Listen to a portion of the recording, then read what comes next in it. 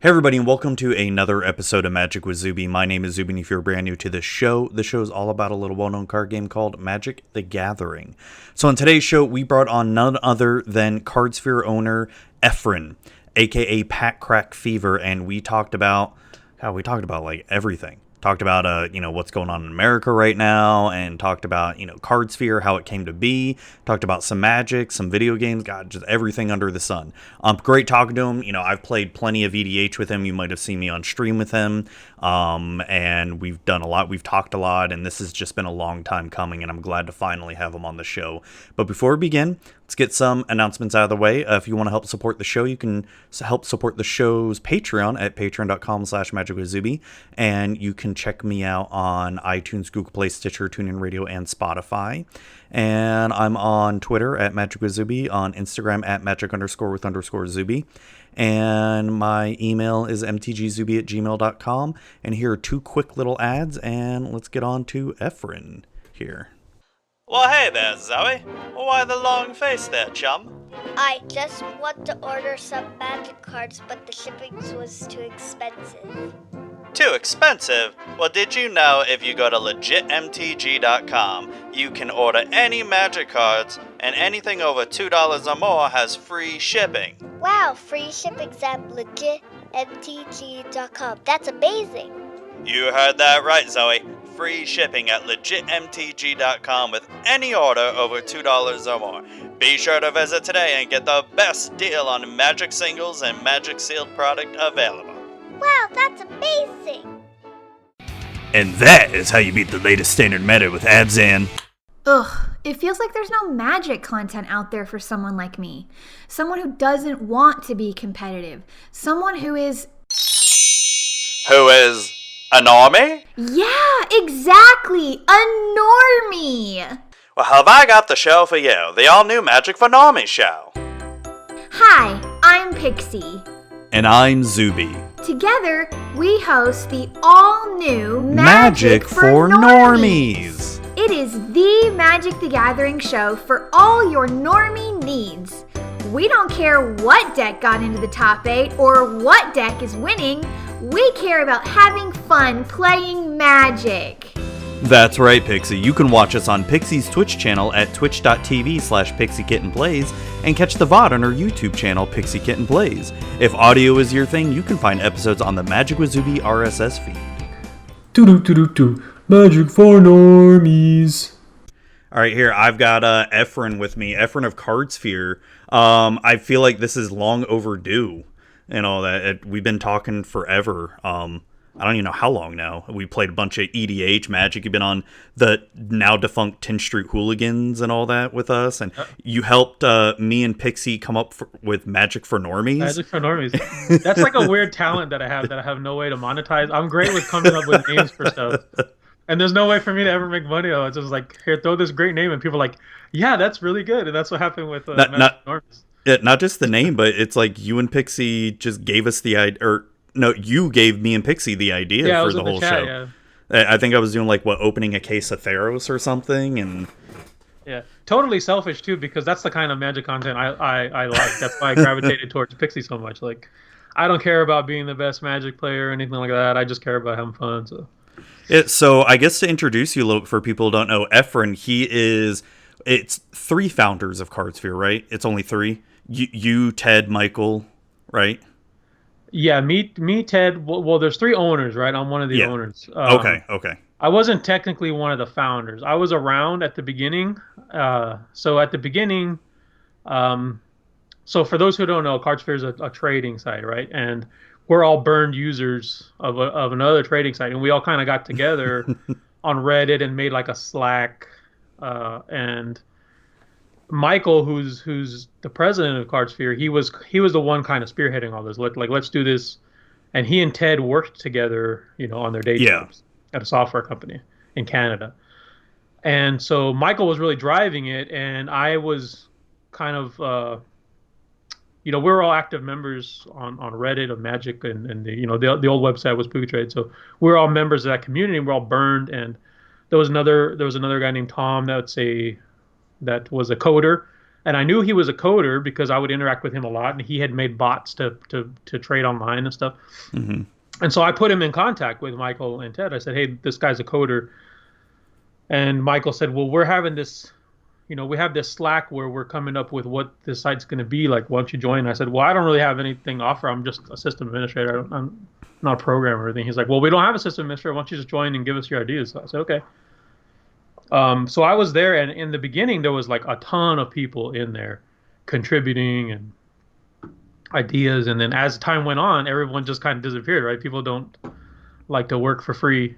Yeah, And, yeah. And it seemed like this really big task. And right kind of towards when that started to happen, I got really sick. And I was just ill for a few months. And so I kind of left it and then came back. And I came back right before it launched, and I started getting active again. So right when I came back, we had started the Discord and everything. And I'd just been hanging around and doing everything I could to help the site succeed. Totally because I just wanted a site like Cardsphere where you can trade cards. Because I missed having that. It's really fun for me. It doesn't make any sense, right? Like from a value perspective, I would like to open boosters and then trade whatever is in there, trade it away, lose money. But it's fun. It's like I really like it. Well, no, it's you and I were talking about. I mean, I know the old Puka Trade site. That's how I built a lot of my first modern decks and all that. And now it's with Cardsphere. It's handy for getting a lot of those super expensive EDH staples now. Because I don't play standard modern legacy anything like that anymore. It's just all EDH, and it's handy. Yeah.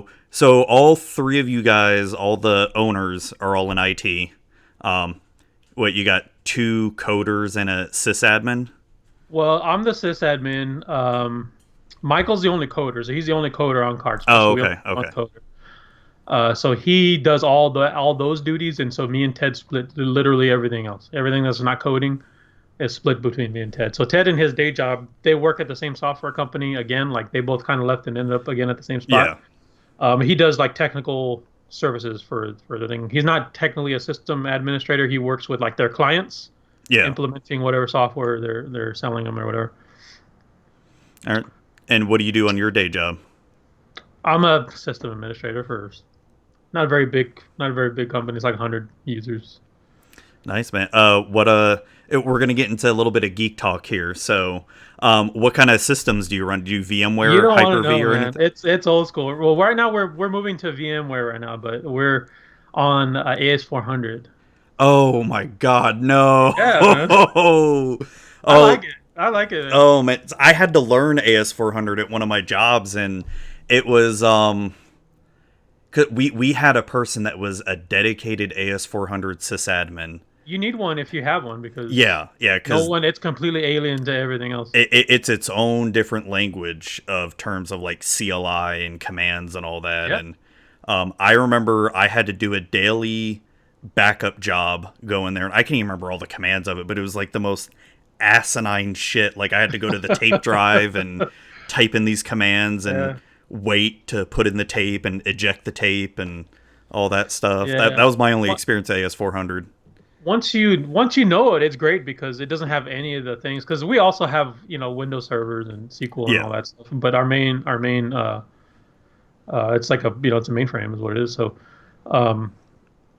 once you know it, it's it's bulletproof. That you can't take the damn thing down if you try. There's no restarts and security updates. Because I mean, is that even still a thing? Like AS400's still going strong? They're still making them. Yeah, they're still pushing software version out. Because damn. a lot of stuff like banks and like point of sale, like almost every point of sale, like Costco runs on AS400 and. Oh damn.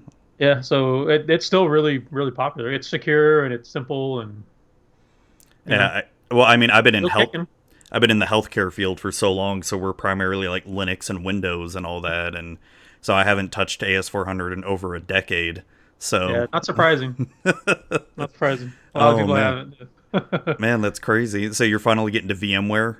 Yeah, we're going to VMware by the end of next year. We're just starting that project, so it's going to be a while.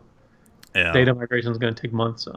Yeah, I'm primarily all network admin now. Doing nothing but routers, switches, firewalls, and all that. But there are times I do miss VMware, doing VMware stuff, but gee, that freaking thing is complicated as hell, man. It's especially especially on the storage side too, because VMware is one thing, but then when you start getting to the storage side of it, like, are you doing NFS or iSCSI storage and then setting up the storage in VMware? And luckily NFS storage is way easier, and compared to iSCSI. iSCSI is a pain in the ass. But I mean, I guess that's enough tech talk there, because Yeah. I could go on and on about it. Great for us. Yeah. I mean, hell, if we're talking networking, fuck, I could make a whole podcast about networking. Hey, networking for normies. We'll make it the next one. Oh man, I've thought about that too. Like, because it's, I mean, as much as I love Magic content creation and all that stuff, I love it. I feel kind of blessed that I have a day job that I really like, that I really enjoy doing. Like, I love networking. I can talk about it and all that stuff. And I've thought about maybe doing a podcast, but then I'm like, fuck, I barely have time for this shit right now. Yeah, it's hard to find times for stuff. Yeah, I mean, I technically have that. I have a YouTube that the pack rack here, and I just don't have time even just to record. Opening packs. I got one of those Ikoria collector's booster boxes for my birthday, and I just opened it. I was like, I was excited. I had gotten sick on my birthday, and I was like, I'm just gonna open this. Yeah. That's right. Pixie got mad at you. Huh? Yeah, Pixie got mad at you because you didn't record it or whatever. Yeah, but they're they're expensive. Yeah, they are. packs, Holy but, crap, they're expensive. Yeah. I'm thinking about getting one of those double master VIP packs just because I just want to open one. I mean, yeah, bucks, I've got to at least have one booster pack of it. At least one. Yeah, well, I don't know about a box though. Well, that VIP, you've seen the VIP one, right? It's $100. Oh shit! No, I did not see that. And it has 2 foil box toppers in it, guaranteed. Jesus. So. I know. So that kind of brings up a good point here with you all being, you all have to really pay attention to the financial side of Magic, because I don't know how often I see Ted on Twitter or like on Discord saying, hey, we got to stop trading for these cards and all that stuff because they got banned, or there's a weird spike going on, or a buyout, and it may be a fake buyout or maybe a genuine buyout and all, and just like, so what are your thoughts on all these collector's editions going on? Because before you answer that, I want to bring up Pokemon, because Pokemon, we're starting to see some of the same things Magic doing that Pokemon's been doing with the alternate arts of, like, you have one card and it has like 2 or 3 different versions of alternate art, and it can skew the value of it and all that too. So what are some of your thoughts on that? As a collector, and for me personally, I like all the crazy versions. The new Teferi is like, oh my gosh, yeah. The differences are so subtle that the 9 different versions. Yeah, and you can't even tell the difference. Maybe when you see it in paper, the difference will be bigger. But as someone who likes that kind of stuff, like the Ikoria, the comic book art variant, and the Godzilla variants, I love it. And I'm always looking for a cooler version of a card to put in my decks. Right, I have one commander deck that's my favorite one. It's Teysa Orsov Scion.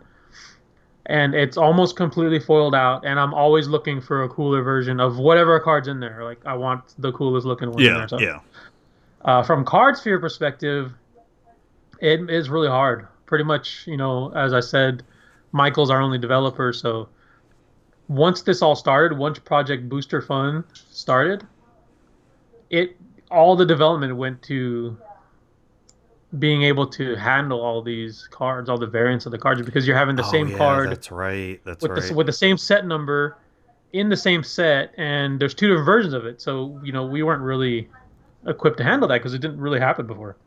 The only time it ever happened was like the Judge program printing the same promo with different art twice, like Vampiric Tutor. There's like 3 of those, Demonic Tutor. That brings up a good question. I don't know if you know this, but when it comes to new sets coming out for Cardsphere, are you guys having to manually code them in the database one by one, or how does that work? No, that's why we sometimes take a while to be able to add the cards in. So we go and grab, we don't set prices, we follow prices. So we get prices from all kinds of places, and we have like our own aggregate, including from price aggregators. So Okay. We make our own kind of price from that. But there's no mechanism to go in and just say add this one card. It's all automated. So I check pretty much twice a day and see if it's any new printings are showing up for us to move over into production site. And it's made it hard. It's made it hard from the Cardsphere perspective. It's made it hard. But people are also super excited. They like to trade them. So there's more cards to be traded. So it's a double-edged sword a little bit. It's good and it's bad for us. But it makes it hard. We're still running into the problem. The last thing that Michael has to develop is to be able to have the same card with the same name, because that's what Secret Lair has really leaned into. Because I was just about to bring that up. Like Serum Visions, there's 4 Serum Visions. They're all called Serum Visions, and they're all different arts, and it's all in one set. And same thing with, the Fairy token. It's all the same Fairy token. They've had, 2 sets of basic lands now. So that's the next challenge, and I think we'll be able to pretty much accommodate everything. As far as the pricing goes, that's pretty much me. Anytime you see a card paused, and because of whatever reason, I'm usually the one that's doing it. I'd say I can think of like 2 or 3 instances where somebody else has paused the card and not me. Oh, okay. And that's because I just, as a hobby, I don't really participate in a lot because I don't have time. But I'm always paying attention to MTG Finance. I'm in some of the Discords or whatever, and that lets me stay a little bit ahead of it, right? So I see when it's happening, and I can just say, okay, well, we got to put a stop to this because the cards are getting bought out. And then we're really good at getting those people out of Cardsphere. People that the big thing is a reprint, right? They'll reprint a card, and people, because of the way Cardsphere works, it's easy to go and dump your card on somebody before the price goes down. So like with M21, there's some pretty good reprints like Massacre Worm, and we'll go and pause them, and occasionally somebody will beat us to it, and it's hard to beat us to it because I'm pretty diligent with it. But a lot of times that's happening while I'm at my day job, right? So sometimes they'll get one out before, but when they do that, we tell them, you're going to cancel. If you put that card in the mail, it's going to be the last card that you're going to send on Cardsphere, because we don't want people taking advantage of our users. A lot of the things we do are for user protection is very important for us, because like I said before, there was no protection on Puga, right? Because me personally, it happened to me so many times, and they didn't care. And that was one big thing that I was really pushing for when Cardsphere started. Like, we have to have this thing where we can stop this from happening. No, and we've done a pretty good job. Oh yeah. I don't think there's been an instance where somebody got screwed over that way on Cardsphere that I can think of. So has it been with the amount of products that we're seeing coming out this year, just not just standard sets, but all the secret layers, all the whatever the hell else, has it felt exhausting at all to try to keep up with it all and make sure that, hey, we got to make sure we either got to pause trading on certain stuff or anything like that? The work actually on the site, no. The thing that's hard is that, what we found the most. Let me turn on light in here. Sorry to get a little bit dark. Oh no, you're fine. The thing that we found the most challenging is getting people to read the stuff that we're putting out. Right? We've learned that people really don't like to read. You got to kind of, and that's the thing with pausing cards and doing a lot of things we do in order to protect the users sometimes from themselves, because a lot of times people just click around and they don't read the stuff. Yeah. So the main thing is, like, we tell everybody, as soon as we can get reliable pricing for a card or a variant, then we'll get it added. Right? We want it on there. We want you to trade it. But especially when a new set comes out, it's like every 6-7 times a day we're getting emails, hey, when are these cards? Where are these cards? Why don't you have these cards? Why don't you have these cards? So that's the challenging part, is taking care of the customer service side, because we have like 30,000 users now, or hopefully that number's right. So let me check. We have it on our main site. And it's me and Ted handling all of the customer service for anybody that comes in a Cardsphere. Yeah, we're at almost there, 29,066. Dang, it's going up, guys. That's awesome. Yeah, I remember when we first signed Jana, which wasn't too long ago. It was like we were like 20, so we had just hit 28, so that's pretty good. That's We took a awesome. little bit. We had a little bit slow down during the pandemic, but we didn't do too bad. Yeah. Now, are you guys seeing business start to pick back up now? Now that things Yeah. are opening up? Yeah, it has been. The easiest way, with us, a big thing for us was transparency. Again, because of the way, where we came from. Mm-hmm. So we put, pretty much all the info. If you're wondering, hey, how's Cardsphere doing at this very moment? It's all on the website. So Yeah, you it's can all look on the and front see- page, right? Yeah, you can look and see how much is in transit, and that's how busy we are. So it's been hovering around 50,000 for a while. For a while, it was like $56,000 worth of cards in transit. Right when Ikoria came out, and since Core 21 is about to come out, we always see it kind of go down a little bit, right? People start saying, "Oh, I'm waiting for this card," so that's what we're seeing right now. So right now it's like 45,000 trend during the, and I shouldn't say during the pandemic as if it's past tense, right? Because It's still happening. we'll say during the quarantine. The U.S. thinks it's over, or Yeah, at the least US is acting like it's over. So well, but during the most quarant- states are thinking it's over, like Florida, and I don't know about Texas, and Texas is really bad. Yeah, I mean, it's getting like I think after California, we're the highest state with a number of cases right now. So we're really bad. So during the lockdown, I'll say we stayed around 35,000 in transit. So it did That's get a not little too bit bad. slower, but yeah. it's not I all mean- that bad. It bounced right back. We were waiting to see what's going to happen with Ikoria, and Now, do you as think? usual. Do you think? Well, I mean, I guess we don't. You guys don't really have any data for it, but with the cancellation of Magic Fest and all that, has that hampered trading at all for you guys, or? No, our trade volume. I mean, there's a couple things that we look at. We look at the number, the amount in transit, dollar amount, and then the number Yeah. of unique senders that we have every day. And we had a little bit of downturn during the lockdown, but it's really back to where it was and a little bit higher actually Oh, okay. since Ikoria came Interesting. out. So, and right now we're in a little bit of lull before Core 21, and Well, but like I said, that happens with every set. Every Well- time there's a new set coming out. Does it also happen to slow down during the summer too, from what you've seen? Yeah, we get the same summer Magic slump, so it's going Yeah. to be interesting to see how it goes now that there's nothing, everyone's in their house, and it seems like everyone is fine playing Magic over webcam because, Yeah, and it's got to be mostly Commander because I don't see anybody playing Standard over webcam. yeah, and that's what I find pretty interesting. Where you at least so my LGS is open back up, and I've gone back and played some D&D there, and they're only really allowing D&D, but you can't have more than 6 players there or anything, and it's fine because we're spread apart enough. But they had one F&M go off so far, and it was like barely anyone there, and I don't know if it's more due to I'm sure it's due to Standard at the time, and also due to the pandemic and all that.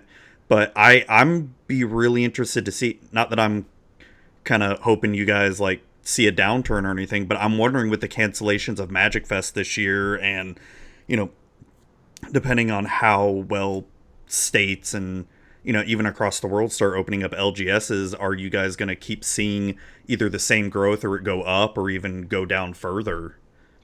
Well, I'm hoping we get more growth. We year over year compared to last year, we stayed almost the same as last year, which I was happy with because when you saw what was going on with so our third anniversary was just in May, so right after the lockdown is when we finished our third anniversary, and we basically lost the first 5 months of the year due to this pandemic because February people started to get really nervous about it. But it occurred to us when we started watching to see what happened is that because what happened was all the big stores, right? They had to close their buy list down. They had to close their warehouses down. Yeah. They couldn't sell cards. They couldn't really buy cards the way they could. But for us, everyone could come and everyone could just use Cardsphere from their house, because that's all it is. There is no warehouse in Cardsphere. There's nothing to shut down. It's 3 people, one of which is not even in the same country as the other 2. And there's nothing to stop people from using Cardsphere. So yeah, it was Cardsphere. I know TCG Player. They didn't have the TCG Player Direct. They didn't have Direct, but they still had the LGSs could everyone still could sell. still sell out there, yeah. And was there anyone else out there that, I mean, besides Amazon? Because Channel Fireball Yeah. pretty much Well, I shut mean, down. eBay, right? I mean, Well, yeah, some- eBay. Because God, Card Kingdom was still kind of doing it, but they did shut down for a little bit. Then they opened back up in April or something. But they were taking a long time to process orders and all that. But Yeah. so yeah, I So mean, I just think they're still having trouble. I think they're having. I think they really need to buy cards, right? Because they need to sell them. So I've seen, like, it used to be that ABU games had like this big buy list bonus, oh yeah, and yeah. and then Card Kingdom had like, but ABU's games prices were also like crazy, right? So the bonus wasn't really that great. But in Card Kingdom, really everybody liked because they paid the highest cash prices, and they Yeah. had a bonus. But I saw Channel Fireball raising theirs, trying to compete. But what's interesting about that is we had one of our writers, whose name is Guillaume. We had him write. We told him just look at it. So go look at, because it was something that we always noticed, right? The amount of buying power you have taking a bonus from a place like Card Kingdom or ABU Games or whatever. It's attractive because you're getting an extra 30%, on top of whatever price they're paying on the buy list. But then their cards prices are higher.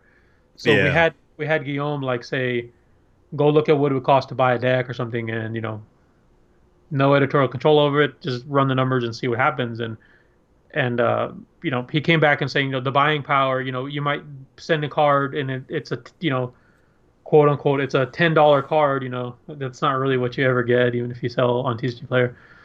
And you might only get $7 for that on Cardsphere, but with that $7, you can buy, you can buy more with that $7 than you could on any other website. So Yeah, and that's always one of the things I liked with Cardsphere is so just recently I'm really bad at trading on Cardsphere because I'm just so lazy. But no, what was it like during April or whatever? I traded a whole bunch of cards off, and I was like, I think I'm going to cash out because that's what I normally do with you guys is I'll cash out and that's and like I said, I'm not sponsored by Cardsphere at all, one bit or anything like that. So and they've tried to get me. No, I'm just joking. No, it's I always feel got a sponsor. no. I always feel I always feel like the honorary sponsoree because I do a lot with you Cardsphere guys, and even like the other Cardsphere sponsors and all that stuff. But it's I think I was talking with you or something where. Because it's like there was a bunch of cards I wanted for EDH decks, and I think you were the one who convinced me to just put on like your wants list or whatever. And I'm like, oh, but how long is it really gonna take and all that? It happens fast, dude. Before the end of the day, like I did it in the afternoon. I'm like, I have no money left in my account now. Like I got everything I wanted. Like holy crap. Yeah. And I wanted some. I wouldn't say high ticket stuff, but I had a few cards in there that were like worth $20-$30 and all that. And I think I even. One that was $40 or $50, and I'm like, holy shit! That went. I didn't think I'd get the expensive ones, Yeah, there's the only thing you'll have trouble getting are like really obscure cards. There's just not a lot out there, and they're not played very much, and you want it. That's when it's hard to get because people just don't have them. Like for people trying to complete collections and all that. Yeah, but some people. When we started, there was a lot of naysayers like, well, you're never going to get bulk on there because people are not going to, I've sent bulk and all that. Yeah, that's the easiest to get because people love to send bulk and build that balance up and get an expensive card for all this, stuff that you can't even buy a list normally. You got to send it in as bulk and pay, $5 per 1,000 cards or whatever they pay for. So people will love to grind out that value. They'll take 10 cents on a 30-cent card, every time. So if you're building a commander deck, or I built a whole popper battle box on Cardsphere. Oh, nice. So I bought, and it started with just 8. I picked like 8 decks. I was like, let me just see what like the eight decks for in the meta game that's popular right now. Let's just put them all in, and people will send any value as long as the offer's right. Yeah, no. So with the did Cardsphere put out a message about the recently banned cards, all the racist cards or anything? I don't know if I saw anything. We just removed them. Oh, okay. Yeah, they're not tradable on Cardsphere. Okay. Oh, that's good. Yeah, we didn't want to make a big thing about it. We didn't want to be like, here's, because it's stupid, right? We didn't want to be like, we're stopping these cards. Just get them out of there. We don't want to be the place where people are coming to get their card featuring the, the Ku Klux Klan on it. We don't really want to be associated with that. Oh my God. It's like, I mean,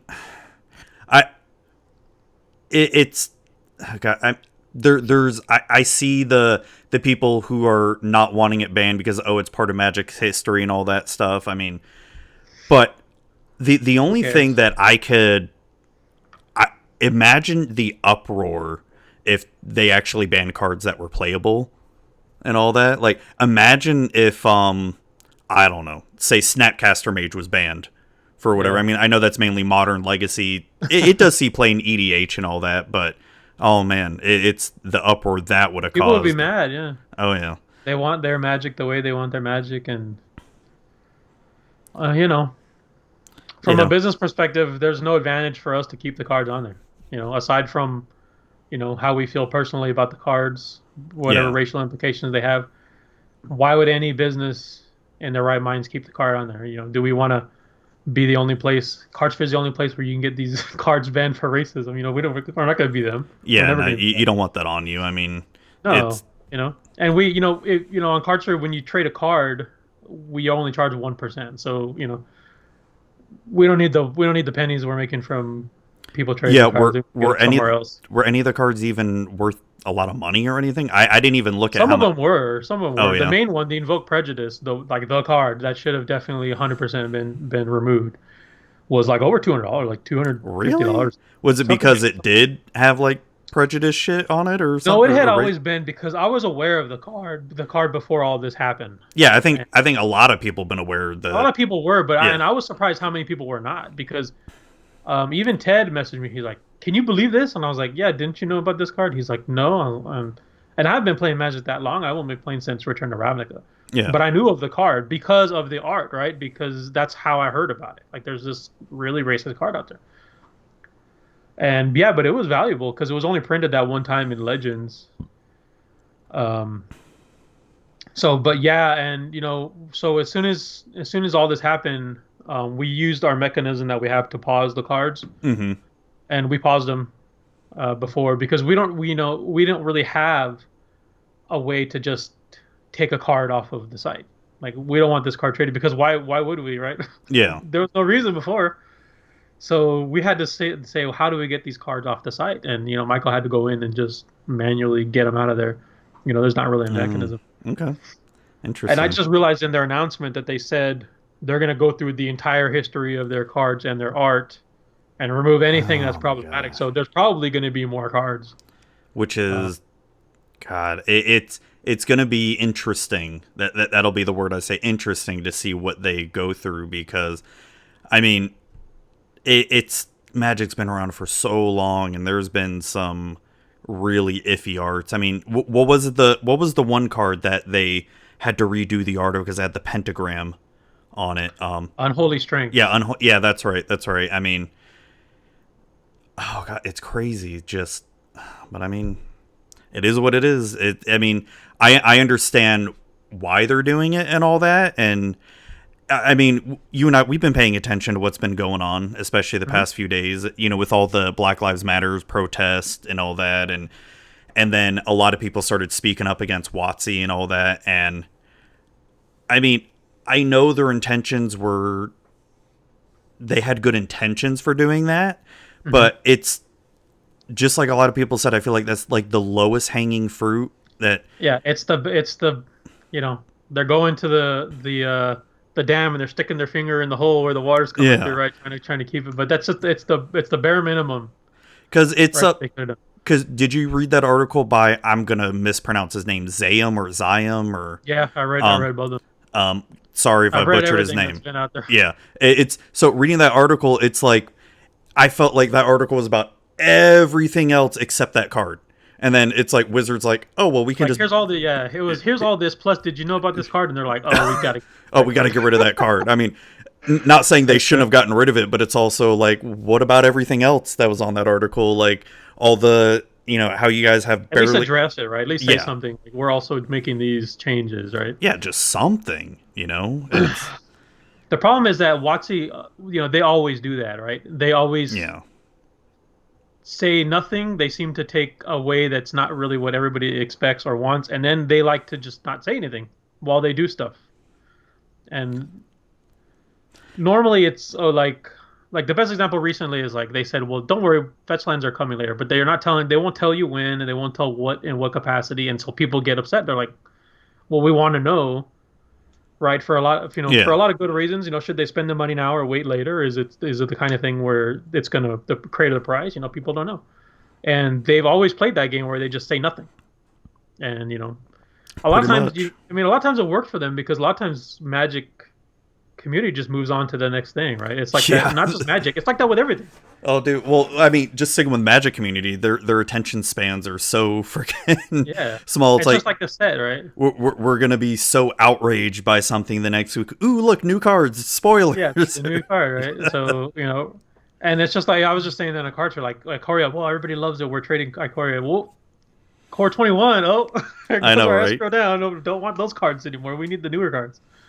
Yeah, it's So yeah, they could definitely handle it better. They need some better PR people, I guess. Yeah, they really do, because I read Morrow's little Tumblr blog that he released. Was it yesterday or something? And Yeah, and people. I could just feel the frustration coming from him. It's like, and he's not a PR person. I mean, he is the face of Magic and all that stuff, Yeah. but he kind of shouldn't be, in the sense of like he shouldn't be the public or the PR person for them. He does, or you know what I mean? It's they should probably have a real PR person that does their, like, hey, we heard you, we got the message, we're starting to work on it or whatever, and but it's, dude, I mean, I've worked at companies like that where, I mean, not the same kind of problems, but they have the empty promises and shit, and just, but then again, Yeah. I've never worked for a company like a public company like WotC or anything like that, so I'm sure it's very different compared to the corporations I've worked for. Yeah, but people are just they're tired of lip service. Rightfully so. They're tired of hearing changes are coming, and like even with the whole Black Lives Matter things, you saw, I don't know what politicians it was, or I can't remember who it was, and they're saying we're gonna have mandatory de-escalation training and all this stuff, like, For the police that's and all not, that. yeah, like no one's gonna be happy with that. That's not gonna work. I'm sure they've had that kind of training before in the past. I know when I go to mandatory training, like, nobody pays attention. You don't really learn anything. No one gives a crap. So that you're just there, and then you leave when it's over, and you forget most of what was there. So, people are just tired of lip service, and I think that's what they're seeing this as. They're seeing it as. I mean, they're tired of the freaking status quo. I mean, it's diving into a little bit of politics here. I mean, let's be honest. Granted, Trump has been a real piece of crap and all that, but even when you look at the past two presidents before that, Obama and then George Bush, it's pretty much been the status quo. It's nothing has really changed.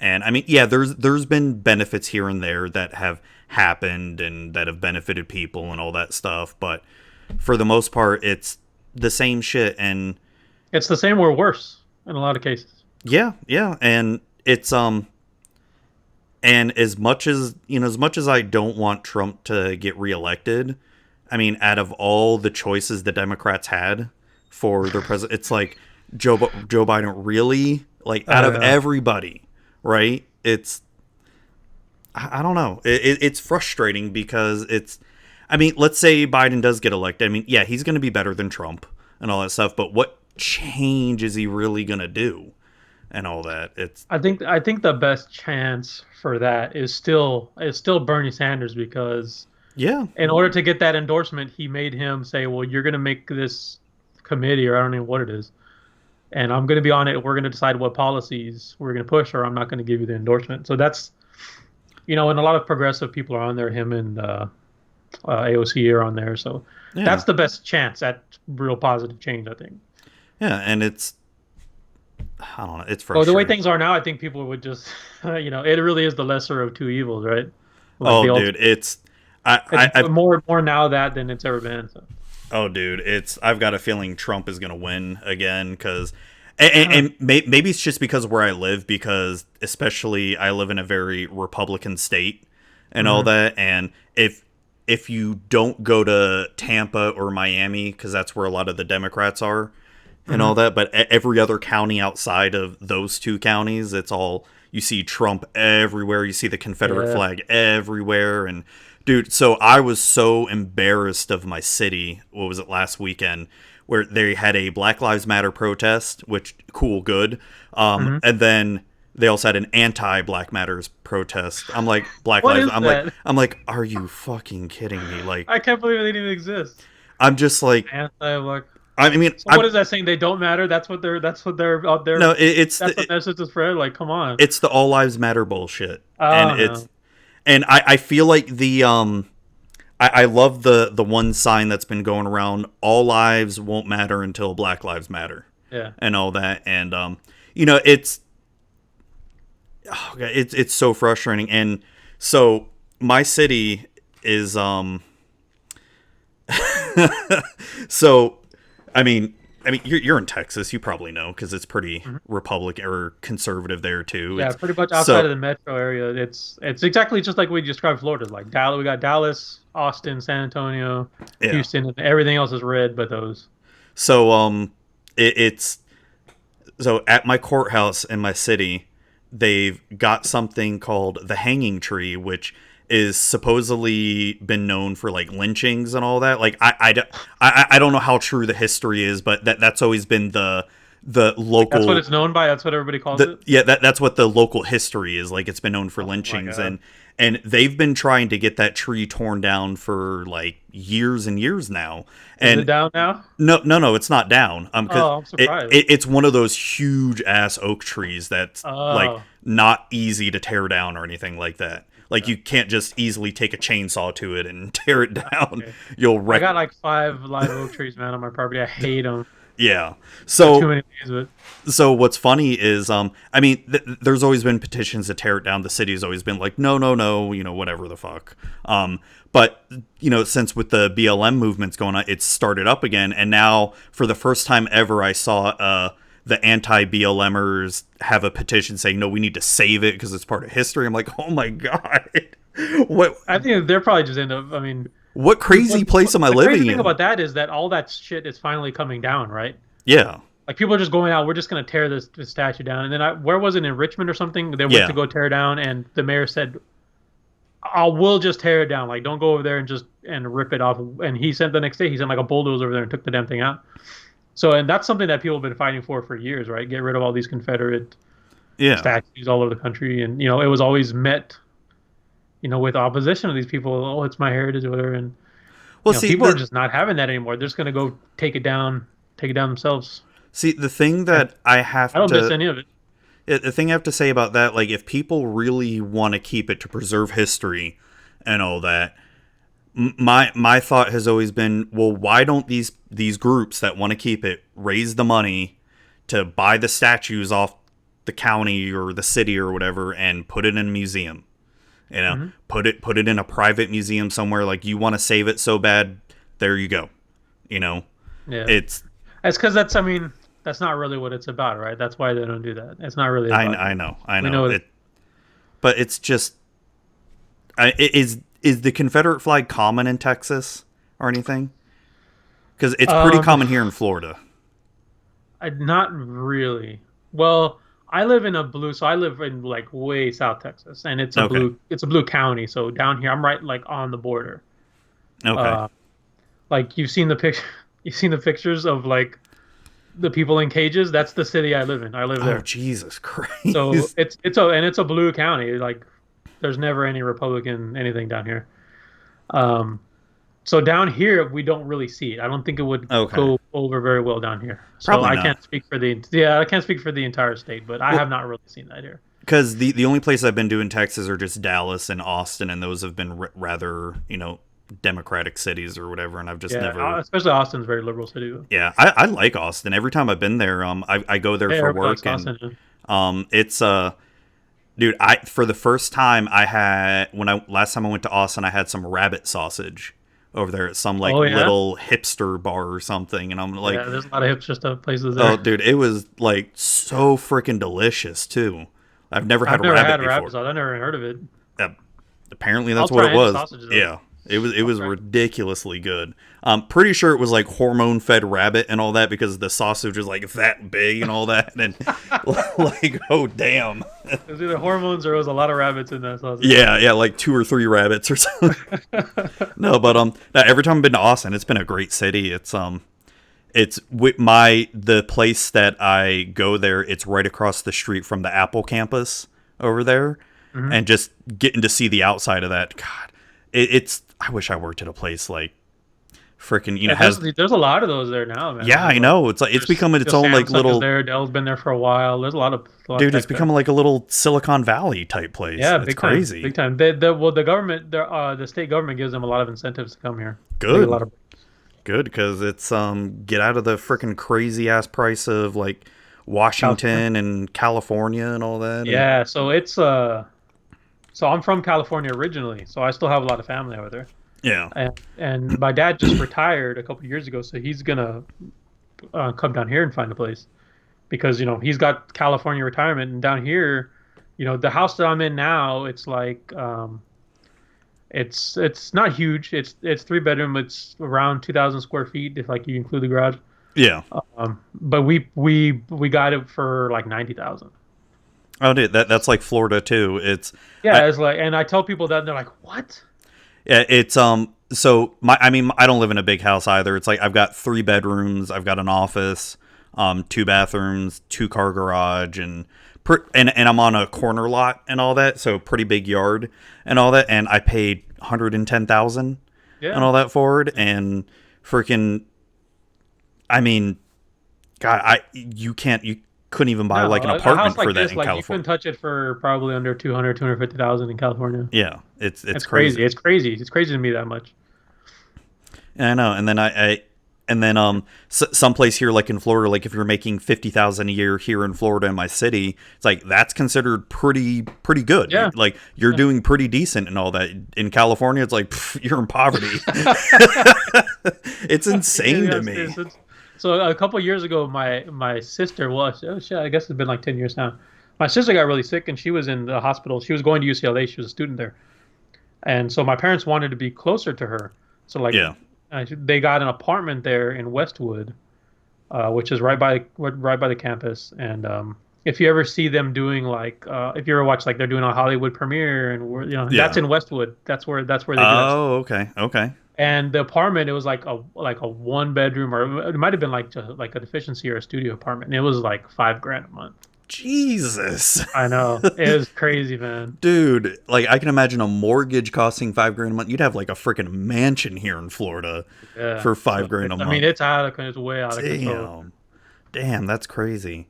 I've never been to California. I want to go so bad. It's beautiful. It's beautiful. I moved here in the early 90s in Texas. My parents separated, so I moved down here with my mom. But what's crazy is that my family originally is from down here, like my dad and my grandfather are from here in South Texas, in a little town called San Benito.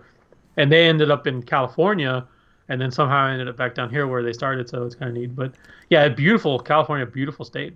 Lots of stuff to do. I mean, I've never actually very expensive. Never been to the West Coast. The farthest west I've been is just Nevada, Las Vegas. Yeah. And I was supposed to go to Oregon next week actually, and that got canceled. And yeah, I saw that they were saying that because I was talking to Pix Kitten and a couple other people, and I was saying, well, next year let's get together at GP Vegas next year. Yeah. Pixie and I were talking about that. We were gonna do it. Like my wife and I had plans. Next year, they'd be surprised if big events are back next year. That's what the Magic official Twitter said, and they said we would be surprised if there's big events next year. Like they're going to be happy. I'd be surprised if Magic Fest come back at all. Yeah. Because I mean, let's be honest. It's ever since Channel Fireball got a hold of those events, they've been. I don't know how many Magic Fests you went to when Channel Fireball started taking over. GP. It's I mean, I feel I've like never been to an event like that, so I was really wanting to do that because now I'm a Cardsphere. I can go and meet people and. give swag out kind of thing. The first year they like were the monopoly of the GPs and all that. I felt they were trying to do a lot of cool ideas with it and all that, and maybe it just didn't see an ROI or anything, and maybe it cost them too much, because then in 2019, dude, they were like running the bare minimum and all that. Yeah, and I know a lot of convention costs. Like they were comparing what you get for your money the first year versus this last year, and it was like they were really cutting it down. Oh, dude, it's like I just remember not like the last GP I even went to, I can't even remember now, but it was just, it felt like crap, man. Like, I'll be honest, just like it felt like the bare bones of what they could do, and it that's sucks. what happens when someone has total control of it, right? They don't. I mean, they do whatever they want, because what are you going to do about it, right? And I get like convention costs have skyrocketed and all that, and I get that, and maybe that's the reason why they had to scale back a lot of stuff, but it's still kind of, I mean, you're better off just going to a place like MegaCon or Comic-Con or anything, Yeah. Because they always have places where you can go and play you can Magic. play Magic there too. They have events there. Dude, it's I used to go to MegaCon Orlando every year, and I had to stop going because, and I hate to make it sound like one of those stuck-up nerds, but when it started getting really popular, it just became unbearable and all that. Like, just too many people there. Yeah. And that's what happened in California, because I used to go to these cons in California. Once they get too big, it was like, and it feels like the same shit every year. It's like nothing different. I feel like they don't try as hard, and like down here we're pretty separated from like the rest of the state. So like when somebody says South Texas, they're like, oh, South Texas in San Antonio, right? Well, we're 250 miles south of that, right? I know, people don't realize how big Texas is. It's huge, right? So we're pretty disconnected from everything. And so like one of the local comic book shops started doing our own Comic-Con down here, because they opened a convention center. Yeah. And they call it South Texas Comic-Con. And they do like all these events throughout the year. Not just them, but they do like some other people do a PokeFest, and you go and it's like it's the same 5 shops, that the only shops that are in town, right? There's not like vendors coming in from out of town. So you go and it's the same guys with the same merchandise, and I'm like, okay, well, I'm not gonna go to this anymore. It was I go to these guys' stores anytime, and I do. No, I mean, it was fun going to the conventions at first, meeting the celebrities, especially all the Star Trek celebrities and all that. And I think I've met every single next gen actor and actress except for Dr. Crusher, Gates McFadden. I think she's the only one I haven't met out of the main cast. Oh, and LeVar Burton. I haven't met him yet either. But my wife did. She like got to personally meet LeVar Burton one time. I'm like, I hate you. You suck, because he's one of my favorites. Yeah, the only Star Trek I ever got into kind of was Next Generation, because I used to watch it with my dad all the time. Yeah, he was super into it. My dad was super into it. In fact, when I was a kid, I got so upset when I found out, because he used to take me, we'd go get our haircut, right? Yeah, and he would always say, when you're doing the sideburns, he's like, I want it. Make it come to like a point. They're like, do you want it straight behind the ear, or do you want it come down? And he's like, no, I want it in like a V, like it just go down like that. And so he would always do it for me too. So I was just, anytime I would go get my haircut on my own, I was like, no, I want it like this. And I never thought about why. And then he was like, and we got it one time. And he's like, you know why I get my hair like that? Why? He goes, you know why I do that, right? And I was like, no, why? He's like, because Star Trek, dude. I was like, what? That's why I've been doing this whole time. That's awesome. I never cut it like that again. That's awesome. That's awesome. No, it's and that's something I never noticed about Star Trek, but they do have like that. Like he really likes Riker. Do. Like Riker's like his favorite. Like Riker. Oh, Jonathan Frakes is just as cool in real life as he is like on the show and all that stuff. He's he was one of the first ones I ever met, and he just seems like he'd be such a cool guy to have a beer with and all that. Like, I met Michael Dorn. Michael Dorn. He just seemed like he's here just for the money. Like he was really nice and all that stuff, but you could just sort of tell he's like, okay, come. In that paycheck, yeah. And Marina's pretty cool, man. If you get him on a show like that, man, you can go to cons the rest of your life and get money for it, right? People want to meet you for sure. But I mean, I always think about that when people are like, because I'm more Star Wars than Star Trek. Yeah. But like anytime there's a new Star Wars, like, hey, all these people just got a paid gig for the rest of their lives, right? If you got a line in the movie or something, for sure, people want to take it. That's a pretty cool deal.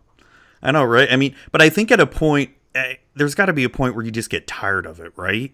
Because I mean, think about it. They played these Anything, it's characters. still a job, right? Yeah, It's anything becomes a job after a while. yeah. Because I mean, they've been doing those characters for like ever, and now that Star Trek Picard is here, you know, they're some of them are doing it. Oh, you got a sad face going on?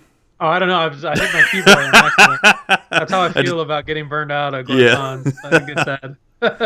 No, it's that's awesome. But no, I mean, so what else has been going on with you? It's been just like I feel like there's just been these past couple weeks, man, just been insanity. I was talking about this with Pixie the other night, like right after we were done with Magic for Normies. Like, I felt like this week I had to take a break from social media. Like, it's just gotten too overwhelming and all that stuff. And I hate to say it because it feels selfish and all that stuff. Like, you know, I want to be able to try to spread awareness as much as I can and all that. But it feels like it's gotten too much. Like, it feels like every fucking day there's something new that is happening and it's disgusting. Yeah, that's it's like every time you turn around there's something worse happening. You're like, what the fuck? Like, it's like everybody's lost their fucking minds or something. Yeah. And you know, and it's hard because you want to step away, but you also feel like, you know, you really shouldn't, because you're right to be outraged or upset or anything. So yeah, it's been very trying emotionally. Yeah, it's been hard. It's I've got a buddy of mine, and I've been talking with him, and you know, he's helped me set a lot of perspectives about some stuff. And you know, he's black, but he's also in the military too. And I had no idea that people in the military, like, not that they can't go protest, but it's that uniform code of military justice or something, and where they could get in trouble for protesting and all that. And I'm just like, oh fuck, like, I had no idea. That's scary and all that. But I've just been asking him a bunch of questions, just trying to just understand stuff from his perspective and all that. And it's just fucking crazy, man. It's just too much shit going on, and just it's I was just telling him, like, and I told him something, and it really hit me. Like, I told him, like, I want to go protest, I want to go out, but I'll be honest, man, if I would feel more comfortable protesting if I didn't have a wife and kids and all that. But since I have that, I'm afraid to go protest. And he told me, you know what? That's me every day. And I'm like, oh fuck, that hit me hard. I'm like, Jesus. You know, I heard your last cast with the Color Magic guys on. Yeah.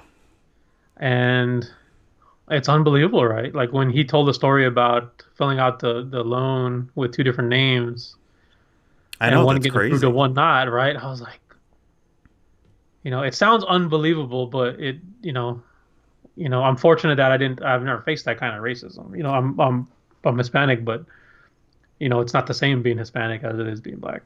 Yeah, and he and I were talking because you know, I was the one who hired him for the job he currently has. Like, I used to be an IT hiring manager and all that, and I've always and I remember when I got put in that position, you know, because there were times where we'd have open positions, and I've had like 500 resumes come at me, and there's no way I'm going to go through all of them, right? Because it's just too much. Like, who's really going to go through that many resumes and all that? Yeah. But I always remember making it a point, like, to really try to give people like a fair shot and all that, and, you know, look at the women, look at, you know, whoever, like, at least try to find the most qualified. And he brought up a really good point that I never really thought of, was, you know, for people that have to do that, maybe when you start filling out applications or whatever, like, don't put your gender or even your ethnicity on there, because why should people even, why does that matter? Right? It shouldn't matter at all or anything. It shouldn't be on the application, really. I mean, what difference does it make? No, and he brought up a good, you talking about Daquan, because my buddy said the same thing. Like, you know, if you have a white sounding name, you know, there's a good chance, you know, you may get a call. If you have a black sounding name, Hispanic sounding name, you know, Indian sounding name and all that, it's good chance you're not going to get called and all that. And I guess I never really thought of it like that, you know? Yeah, I talked to my wife about all this the other day, because down here where we live, it's like it's got to be 90% or more Hispanic. So Yeah. we're kind of insulated from that, right? There's not really a lot of racists down here. Well, that's not true, right? So, um, I told my wife, and I told the because I was on Color Magic a while back, Yeah. and I told them, I don't think I told the story on the thing, but I told them off the air when we were talking, and the most racism that I've personally seen has been from other Hispanics, because when I moved here from California, um, over there, so my dad is Hispanic and my mom's white. And so growing up, all of my family spoke Spanish, but when they were talking to me and my mom, they would always English. So I didn't learn Spanish as a child. Yeah. I learned it as an adult. So when I moved down here from California, I moved to South Texas. People did not like me here because I didn't speak Spanish. So even though everyone was Hispanic, because I didn't speak Spanish, they didn't want anything to do with me. I'd get picked on, throw things at me, the kind of shit. It was crazy because, I'm all, we all look the same, right? Yeah. But because of that difference, I had a totally different experience. But so I ended up learning Spanish as an adult. And but when I graduated high school, my first job out of high school, when I was going to college and working, I worked out office Macs or something, or selling computers, right? And down here is like a lot of the business comes from Mexico. Mm-hmm. So if you look at almost any store that's down here, like Best Buy, I don't know if Office Depot is around here, Office Depot, Office Max, any store that has a retail store down here, it's their best selling store in the country. Because every weekend, all kinds of Mexican nationals come across the border to shop. And that happens every freaking weekend, and they spend a lot of money, and then they go back. They take it all back over there because they can't get it. So any store that's here, Best Buy, at the time it was our store, even like little like. So you basically had to know Spanish and all. Yeah, that. I had to learn it, right, to do that. And then I worked as a 911 operator for a little while, and then I really had to know it because down here everyone's calling 911, they're speaking Spanish to you, so. I learned it that way. So, but other than that, down here, we look the same as everybody down here. There's the last couple of years, there's been some more, there's been more white people coming and some Asians, but it's mostly all Hispanic here. So we're fortunate that we've never seen that. The most racism I've seen from other Hispanics. So yeah, that's interesting. You say that. I mean, with Florida, we're heavily Hispanic here too. Mm-hmm. And I was for a little bit there. I was adopted by a Cuban family, and I don't really mean like officially adopted, but I lived with my best friend who was Cuban, and his whole family's Cuban, and damn, they had some good food. But the thing is, I always remember like living in that house, like just the amount of hatred they would have towards Puerto Rican people, and Puerto Rican people would hate Cubans too at the same time. Yeah, like it was just, and I don't really know the whole history behind it and all that stuff, but I just remember, I would have Cuban friends. They tell me like, oh, fuck Puerto Ricans and all that stuff. And then I'd have Puerto Rican friends. They'd say, fuck Cubans. And I'm like, whoa. I never understood that. Weird, but, right? Yeah. and then, but that's one thing that's one thing that I learned, that minorities don't necessarily have, they don't feel empathy necessarily for other minorities. They still have prejudices, because I used to think, oh, I'm a minority, they're a minority. We're not going to have prejudice against, but they don't. That is not true. And it's weird too, because I would even notice because the family that I lived with, the mother, she I can't remember if she was born in Cuba, but her family is actually Spanish, so they have like blonde hair, blue eyes, and all that. Yeah. So you would look at her, you couldn't even tell she knew Spanish or anything. Looked exactly like a white woman, but she would tell me there'd be so many times, people talk shit about her in Spanish, and she they doesn't know it. Yeah. She'd just go fly off the handle. So down here, like a lot of the Mexican nationals that are from closer to central Mexico or like Matamoros area, they have red hair, green eyes, white skin, and they don't speak anything. They're completely Mexican. They don't have the dark skin, and so you see them down here and like, oh, I didn't expect you to speak Spanish. But you think they look Irish or something? Or... Yeah, something like that. They don't look Hispanic. Yeah, no, but so, it's been a you know, everything happening with race right now, and then, um, you know, when I was on Color Magic podcast, I had a whole Mm-hmm. discussion with Ted because Daquan was always on. I was listening to it already, and then he was always Mm-hmm. on Twitter saying, "We're looking for people of color. Come on the cast." And Ted was like, "Hey, you should see if they go on there." I'm like, "Well, they don't want me on there. I'm just Yeah. I didn't really see myself as a person of color, even though I knew that I was, but I didn't think that it defined me in that way. And so I reached out, and they're like, "Yeah, come on." And what really changed, the last couple of weeks, has really changed the way I looked at myself and the role that I can play at Cardsphere and in the Magic community because of Baltan, right? You know Baltan in Oh the yeah. community member, right? And you were in the chat, I think, the other day. He. This was a few weeks ago before all this stuff really happened, and I don't know how it came up. And he told me, when I saw you on 10th Street Hooligans, that was the first time I ever saw Hispanic in Magic content. And he goes, that's why I stuck around. He goes, that's why I became, I stayed up around for Zuby's chat or whatever. Yeah.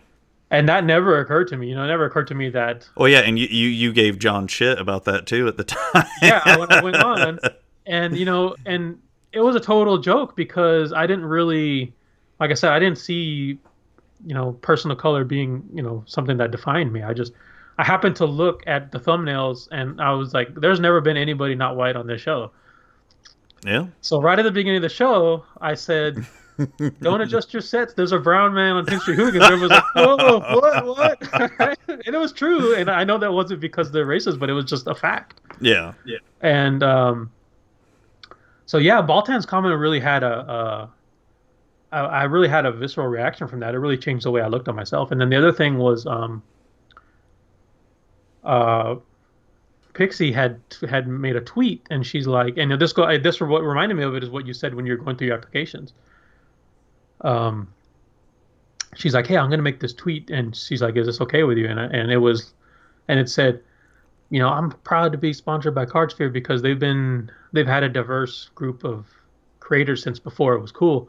And she showed me a list of everybody that we sponsor, and it was like, everybody's represented, and they're all, that's sort of a role that I've taken on since I joined Cardsphere. And Pixie was the first one that I signed, as I've been going out and finding creators to sponsor. She was the first one you signed? She was the first one, yeah. As soon as I joined Cardsphere, that was the first thing I said. I found, there's this woman who's making really funny videos. Let's sponsor her.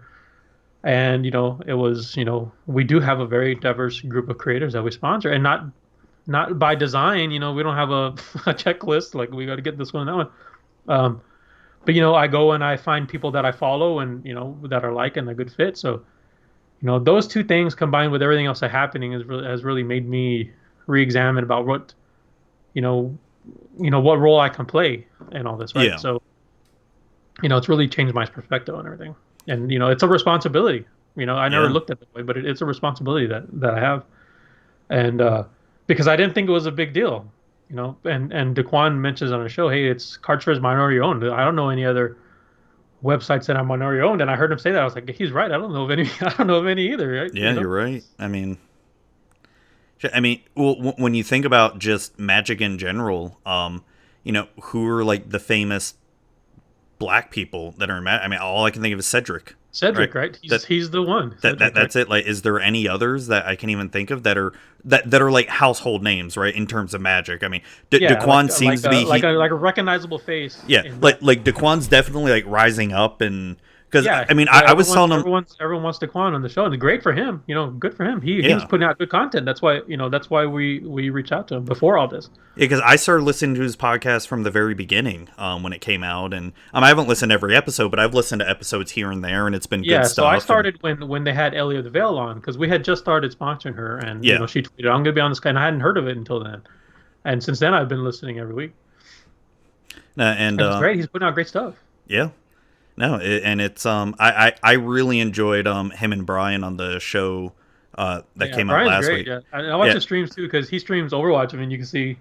Oh, yep. A big Overwatch fan. So, he doesn't do it much anymore, but he used to back when I was into watching Overwatch League, watching people play Overwatch. And I wish I could have had him on longer. Freaking 2 hours just didn't feel like enough time, and I just basically let them talk. I'm like, they Yeah, had a go lot for of it. good stuff to say. It was good. Yeah, they did. It was good. I listened to his Shut Up and Shuffle one, and then right after that I heard yours, and it's great. It's something everyone should hear. Yeah.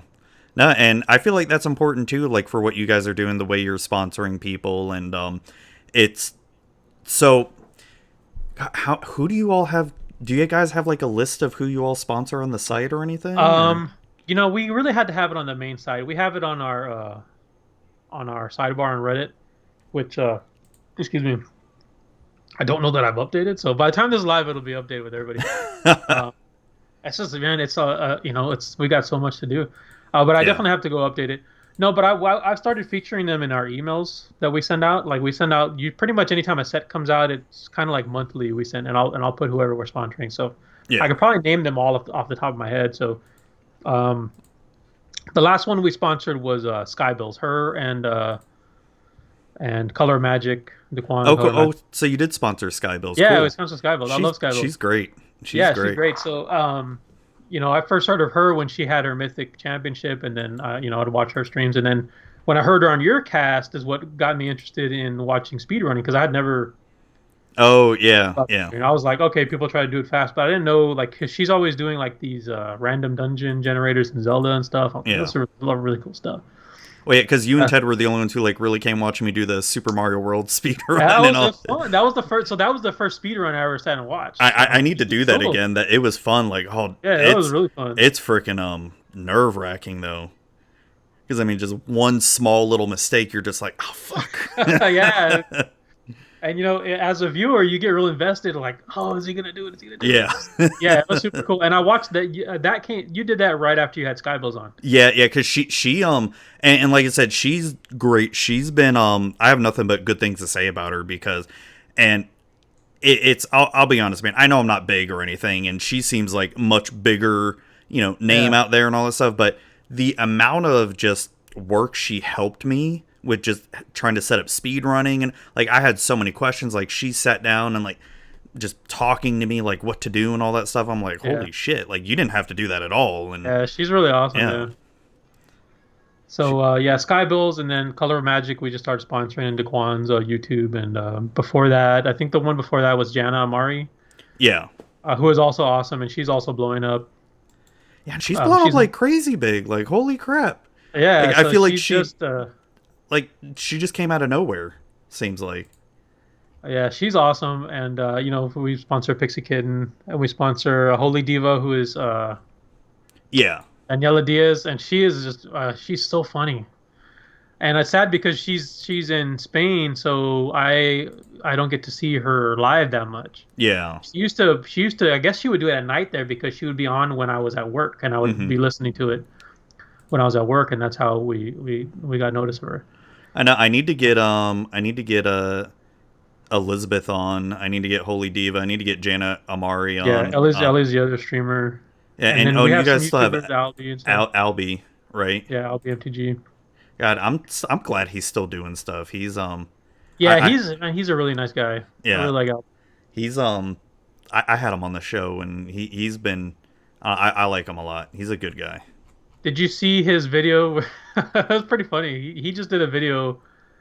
It might have been last week. It was pretty recent. I'll be honest, I haven't really watched a whole lot of Magic content. Okay, so it's hard to keep up with all of it. It caused a stir in the Cardsphere community because I saw him tweet and he said, "Hey, any of my followers also on Cardsphere? If so, DM me your user ID because I'm doing." I don't think he called it an experiment. He goes, "But I have a project that I need your help with." Okay. So, and nobody knew what he was doing. And then we had in our Discord, we had people come in and say, "Hey, something really weird just happened," and they're like, "What?" And what's going on? I'm there like, "Is there an admin here because somebody's running some kind of scam?" We're like, "Okay, well, what's happening?" And they said some guy messaged me and he said, "My offer's too high. You need to lower it down to 10 cents or I'm not going to send you this card." And I was like, "What?" What? I was like, "What?" And I was like, "Well, I don't know how they can scam you. Like, I send you a fake card, but why would they get it for 10 cents or something, right?" And he's like, "Yeah, he says that he's sponsored by Cardsphere." I was like, "What?" And I was like, "Oh," I go, "This must be Albie. He's doing some kind of experiment or something." And so if you look at the video, that's what he did because he graduated college and that was his way of celebrating. So he took a whole bunch of cards, some foils and some good cards. Yeah. And he went and found people on Cardsphere and told them, I'm not sending you this card for any more than 10%. And he would show their message and people like, what do you mean? That's you're only going to get like 50 cents for that card. And he's like, nope. And they're like, why don't you let me give you 50% for it? And he's like, nope, I won't take it. It's a really cool video. It's like a feel-good video. And so I'll have to check it out. Yeah, yeah. I mean, it's hard to keep up with all the freaking. It's funny because I think other people have felt the same way. Like before I started doing Magic content, I used to devour so much Magic content out there. Like all the popular ones, all the smaller ones, like all smaller creators, and now it's like I can't. I can't do it. Ever since Cardsphere, it's like all my free time is going to Cardsphere. Yeah, it's I'm trying to not only do this, but then Pixie and I, we come up with ideas for Magic for Normies. Yeah. I'm also doing my RPG companion thing where I talk about RPGs and all that, but I take more time doing those. Like I actually write up little scripts and all that, which I don't do for anything else. Like my past video I did with in my episode where I did D&D versus Pathfinder and all that, it got some pretty good reception and people wanting me to make more of that. I'm like, that video took me like almost 2 months to even work on. Even just the editing part of just if you're making a video, man, just the editing takes forever. Oh, it's a tedious process. So I don't know if you saw the video, but it was a PowerPoint I made, and that PowerPoint took me just a couple days to do because I had to find all the assets. I had to figure out, okay, what am I going to write in it? Like, what's the flow going to be? Is it on your YouTube? Yeah. Okay, yeah, I'll check it out because I only watch your podcast on YouTube, which because I'm like, why'd you delete YouTube channel? Well, that's why I listen to you. You're one of the reasons why I brought the YouTube channel back. Because I'm like, there's a lot of people like that though. There's people like that they're only going to consume the content wherever they go. So yeah, and apparently I put on YouTube and I just let it play when I'm at work, and that's what I listen to. Apparently, there was a lot more other people than I thought because there were some people thought I disappeared. I'm like, no, I've been here, and it's and the reason why I deleted it, I just had a really bad depressive episode and all that. It's self-destructive behavior and all that, so I'm just like, fuck it. And especially last year when I thought I was done with Magic content and all that, because I remember that, because dude, the numbers were just so bad. And I know people say oh, you shouldn't care about the numbers and all that stuff, but when your downloads to the podcast, because I mainly look at audio downloads, the YouTube, if a video blows up, cool. I'm not that concerned about YouTube and all that. Because the majority of my downloads come from audio, podcast, and the video to me is just a bonus. But when I notice my audio downloads are just next to absolutely nothing, especially last year, I was like, I'm not doing anything different, or I'm not. Well, it sounds like to me it would be harder in a podcast because there's not really any kind of feedback mechanism, right? They have to go out of their way to feedback. So yeah. At least on a YouTube, like when I was doing Pack Our Hero all the time, I'd get thumbs up or it was exciting when I got a comment, right? Because sometimes you feel like you're just putting it out there and nobody gives a shit. Yeah, and it's tough. But then when I stop, people are like, "Hey, how come you haven't done anything?" I'm like, "Oh, I didn't think anybody would notice." Somebody randomly told me the other day, "Hey, when are you gonna make a video? I haven't had a video in a while." I was like, "Oh, I didn't think anybody even noticed that I had not done one." In a while. So I put up on Reddit the interview I did with Daquan and Brian and all that, and I get a comment saying "Oh, I thought you disappeared. I haven't seen you forever." I'm like, I've been here the whole time. Because you're like the only one now doing these long form interviews, and that's what I like. I really like this. Yeah, I mean, I know there's Humans of Magic, but I don't think he does long form. I think they're maybe an hour or something like that, or I've listened to some of them. Right? Like he takes time to learn about them. And then there was the Sam Tang one that he did. Oh God, what was it called? I can't remember. Sam Tang did one, but it was very condensed, and I get it. I mean, maybe this would be more popular if I was more edited and all that stuff and short condensed. But I like this format. Maybe it's not the best for you, but I really like it. I love the long form. Yeah, me man. too. This is the kind of thing that I listen to, not just in Magic, but in anything. Yeah, it's to me. I like these casual conversations and all that stuff. Yeah, I mean, we can talk Magic. I mean, and this is what I've told other people. You want to know the best decks for EDH, There's a lot of standard, people whatever. doing that. There's people doing that, and And what I like about this show is that even most times when it's an interview, it's like, hey, what's your favorite Magic card, or what color is your favorite color, like that kind of thing. Like, okay, well, you really want to hear what somebody has to say or feel like you know them a little bit, right? You need this kind of interview. Yeah, I wish I had more time to pick Gavin's brain when I had him on. We had I got about halfway through that, man. That was good. We had such a short amount of time, and that was one where I had to come up with a bunch of questions ahead of time because I'm not used to doing that. I'm just used to flying off the cuff of because and I think a lot of it comes down to because I've interviewed so many people, not just for the show but just for jobs too, where I'm just so used to just going off the cuff and man, I have some funny interview stories. It's but no, and so when I had to come up with all these questions because I was talking to the PR people, I'm like, okay. All right, so I wanted to ask a whole bunch of design questions, all this, and then when I get Gavin on, he's like, oh, they were really good questions, all that stuff, but we don't have to follow that. I'm like, what the? I'm like, mother. There he goes. But he seems like a really, really nice guy, man. Oh, he really reminds me of my childhood friend.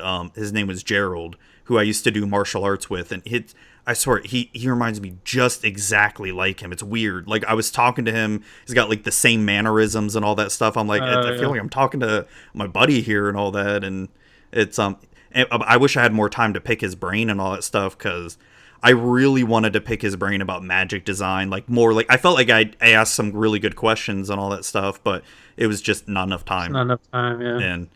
But it was good. Like, hey, I accomplished one of my goals of getting a Magic designer on and all that. And I mean, that's to me, that's awesome. That's awesome, yeah. Yeah, it's like the door, man. You never know who else is gonna come on. Remember when you said I have really exciting guests? I was like, oh, would you get Mario on there? Oh, I wish. Exactly, yeah. But next, which is good. I mean, I'm sure I could reach out to him and all that stuff, but it's I don't know. I don't know what else I want to like. Who else I want to get on? Because I've said this before to so many people. There's so many creators out there. Like, I really don't know who's who anymore, and just the fact that it's. Like, I've been in this game for over 4 years, and especially with Arena coming out, it's all these people are blowing up left and right. It's like I can't keep up with it anymore, and all that. It's Arena's really brought a lot more attention, I think, to Magic. Yeah, and I mean, it's good and bad, and all that. I mean, not that there's more creators or anything, but just I don't know. It's. I just sometimes worry about paper sometimes. And I mean, I see paper being stronger than ever and all that, but you especially with Magic Fest going away, you just get that sinking feeling like they're never coming back, are they? I don't think so. I think they make so much freaking money. They can't sell us the box topper on Arena, right? They're not going to get us to pay because there's no, they have the weird thing where it looks kind of 3D, but nobody really, nobody really cares about that. I don't give a shit about that. But I want cool looking foils, right? Yeah. It's a different kind of addiction. So I think that they know that, one feeds the other for sure. Yeah, my addiction on Arena lately, right before even got on, I was telling you, like, I'm doing my best to turbo Ulamog people right now on historic. Oh, dude. I realized the other day, I think it was you. It might have been during Magic for Normies, or no, it was. Everyone was in some Twitch chat or something. I don't remember. But I remember, so my big story was when I first started playing, the reason I play Commander pretty much only is because when I first started playing Magic back when Return to Ravnica was out, I went completely ham on it, right? So my nephews got me into it, and it was like, they were down on Christmas break, and we didn't have anything to do, and I said, let's go to the comic book shop. I went to the shop and we bought and they were always trying to get me to play Magic, and I was like, I had this illusion that I wasn't that geeky. I was like, okay, I'm into Star Wars and video games, but I'm not that geeky. I'm not that big of a nerd. Right? Yeah. So, but we went and I was like, okay, we're going to buy $100 worth of Magic stuff, and then the Hero Clicks. We're going to buy $100 worth of Hero Clicks. Oh my gosh. And we played Hero Clicks twice, and then I never played it. I just found that box of Hero Clicks in the garage a couple months ago. Never played it again. But so then I went crazy with Standard, right? I was like, I literally had 4 Standard decks in paper. And people were telling me, and they were expensive freaking decks, man. They were like $200, bucks each. And they're like, well, it's gonna rotate, and it's gonna rotate, and I didn't really understand what that meant. So I had all these decks, and then it rotated, and I couldn't play with any of them anymore, and they were not worth anything jack anymore. Crap. Yeah. I was devastated. I was like, what the hell? And then right around that time, that's when I discovered Commander, and I had never played Commander again. And I was like, that was the stupidest thing. I was like, I was like, you never played Commander again, or played Standard? I mean, I never played Standard again. Okay. And I always tell the story when people ask me how I started playing. I'm like, yep, I made that big mistake because I was too stupid to know that you don't build 3 Standard decks at once. And, Yeah. and then last week, when they nerfed Companions, I was like, I built 3 decks on Arena around Companions. I did the exact same thing again. Yeah, I had to spend all my wild cards big because I really loved Companion. I really loved it. It sucks now. It was a good mechanic on paper. I feel like they just broke it. I understand, but I guess I'm I don't really care if people are having problems playing Legacy. I was having fun in Standard, Bandit, Legacy or something. And I guess people complain every deck has a companion, but I thought they were fun. I like playing against them, and I like playing with them, so I missed that. And I haven't played Arena much since it happened because now I feel burned again like I did before. I'm like, man, they refunded the wild cards for the individual cards, but the Fires of Invention and Agent. Yeah. Yeah. No, the past couple days I've just been playing Historic. And so I built this that's what I got to get into. I've been playing this Turbo Ulamog deck, just to try to get out Ulamog as quickly as I can. I knew that was going to happen. I knew people like you were going to come along. As soon as I saw Ulamog, I was like, oh no. well, Ulamog's been one of my since Battle for Zendikar, he's been one of my favorite cards. Yeah. I friggin' love him. So just past couple days, I've just been going in the play queue, just how fast can I get Ulamog out? And today, like right before we did our interview, I managed to get him out by turn 3, and I'm it was great because I had. Did they scoop or did they actually keep playing? Oh, they scooped immediately. I'm like, yeah, I don't blame you. Turn 3, and I exiled both his lands and all that. And I've been meaning to because we published an article about a mono black. Not Devotion exactly, just a mono black deck with Phyrexian Obliterator. Yeah. It's like, this looks fun. It looks fun. I got to try it. Oh, I've played a mono black Devotion Phyrexian Obliterator. That is one thing I like with all these new people playing Magic Arena, because they don't understand a lot of the old cards. And Did you see the clip of Jana on Twitter? Where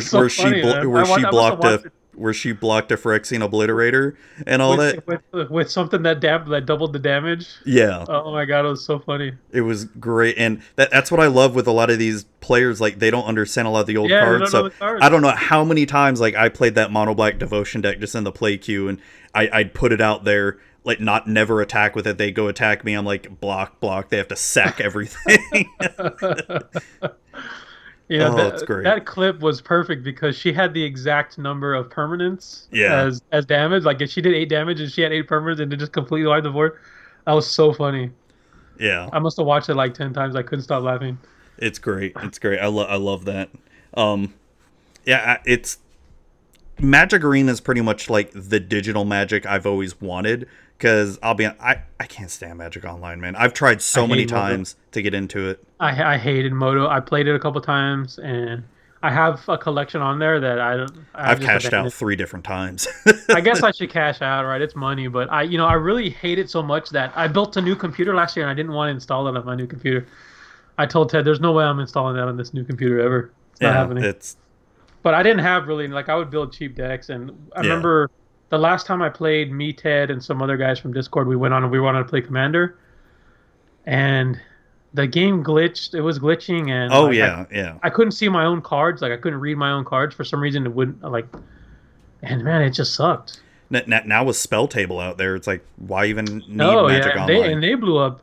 And, we talked to them. We're like, because right when they had started, before they changed their name to Spell Table, they were still virtual EDH. Mm-hmm. We talked with them. They were super nice guys, and very happy to be talking with us. And we said, hey, we'll make a blog post and help promote you guys, get some attention. And then the next week they're like, Command Fest featuring Spell Table. I know, right? You don't need our help anymore. Yeah, I know, right? And I had just started on the article. I was like, let me introduce you to this thing called, and I was like, oh shit, I guess. Yeah, everybody Well, knows it now. everybody knows about them now. Now is my Great product though, great product. Oh, my buddy introduced it to me when it was virtual EDH, and I mean now I've been doing the streaming on it and all that stuff, and a game changer, total game changer. Dude, it's so much fun, and it makes I'll be honest, like I still like Arena, but when it comes to streaming, I have a hard time just streaming Magic Arena because it doesn't feel very interactive. Yeah, if I have the chat talking and all that stuff, but it's still not the same, because I'm still really playing by myself. But with when I'm doing the stream, like when you come on, Pixie and whoever else, Baltan and all them, we're just having an awesome time just playing EDH. It's very close to the in-person experience. Surprisingly, it feels a lot like it, right? Yeah, and especially with BSing with each other and all the bullshitting and having fun and whose turn is it, right? And the only thing is you can't. It's hard. Yeah, it's hard when you take permanent. It's hard when you you can't take somebody's permanent. But with the Infinite tokens out really now, it's getting easier and all that. Just like quickly draw the card that you took. It makes it fun. It makes it fun in its own ways. No, I mean, with it, I did take apart my Thief deck and all that because it was pretty much nothing but steal everything. So I'm like, I'm gonna take it apart because you can't play with it. It's too annoying. Well, yeah, I'll have nothing but Infinite tokens out, like having to draw every single thing. I'm like, okay, that's too much. Yeah, those Infinite tokens are cool. That's another great product. Baltan introduced me to that. Yeah, I bought them right away when I saw that. No, and they've given shout outs to the stream, and then I've had Spell Table I saw them tweet shout me out and all that, and like, oh damn, cool. Damn, it's awesome. Yeah, you're doing good too. I try. I had to take a break though this week. It's just, it's different because I mean, yeah, Pixie. I talked to Pixie about this because it feels like you have to be on, right? And like I wasn't feeling it this week at all. Like just having to be entertaining and shit. I'm like, I'm just not in the mood for it. It's but your audience understands. People get it. And you take a break, and it's not that big a deal. Yeah. No. Yeah. I mean, this week we had my daughter's birthday. She turned 11, and spoiled her like crazy. And I felt bad because we were originally supposed to do a lot more for her birthday. Like we were gonna, what was it? We were gonna take her to Disney World or one of the other theme parks. It was either Disney or one of the other ones, like Universal. Did they open? I heard they were gonna open soon. Is it open? Not until next month. Disney's not open until next month. But like with all this, I'm not taking any of those risks. I mean, that's why I have like real long hair right now because I'm not even going to get. Oh, dude, I'm wearing a hat, but like my hair was. I almost put a cap on. I was like, what do I do? Dude, my hair was getting so long, like because when my hair gets long, it doesn't like go long or anything. It just poofs out and then curls and all that. My wife took a picture of me the other day because my hair was like poof everywhere else. She's like, man, I should probably post a picture of how big my hair got. My problem is that it gets very mullet-like back here. Like it gets real long, and then it looks like I have a mullet. Wow! I'm lucky I don't get the mullet look, but it's just I get almost like an afro look because it just starts growing out, but the thing is it starts curling at the ends, and I'm all like, what the? So I just got so sick of it. Even though hair salons are open back up, I've never been one. I hate getting my hair cut to begin with. Yeah, me too. I always let it get about this length, and then I don't like people touching me and all that. And especially now with this pandemic, I'm like, oh hell no! I don't even care if I have to wear a mask. They wear a mask and all that. Like I don't care how clean you are. Like no. So I friggin' just started shaving my head. I'm like whatever. And I might have to get the quarantine fade. Have my wife do it because it's getting crazy, man. It's getting a little out of control. And it's sad because I mean I know I've been getting gray hair for the past like 2 years and all that stuff, but especially during this pandemic, it's lockdown. Like I've gotten more gray hair, and I just see all that gray hair falling. It's crazy how the stress will do that. I'm right? like, oh my gosh, God! And I've gotten the quarantine like 20 pounds too, and everybody did, man. But I'm at least going back to the gym though. I'm right when it started. I had like joined a gym, and I was going every day. I was like, yeah, man. I'm at least going back to the gym. Oh no! The gym's back open now, or Planet Fitness. I'm going back. Going? Yeah, I'm going. Like, dude, it's dead. So I'm Oh, like, really? Yeah, okay. it's Nobody like in there. barely anybody in there, and they've closed off a lot of the machines and all that stuff, so people Yeah, can't I be got an right email next to because you. I didn't cancel my membership. They were pretty Yeah, good because they stopped right away. As soon as yeah, everything shut down, they're like, "We're not charging you, and we're not going to do it yeah. till July or something."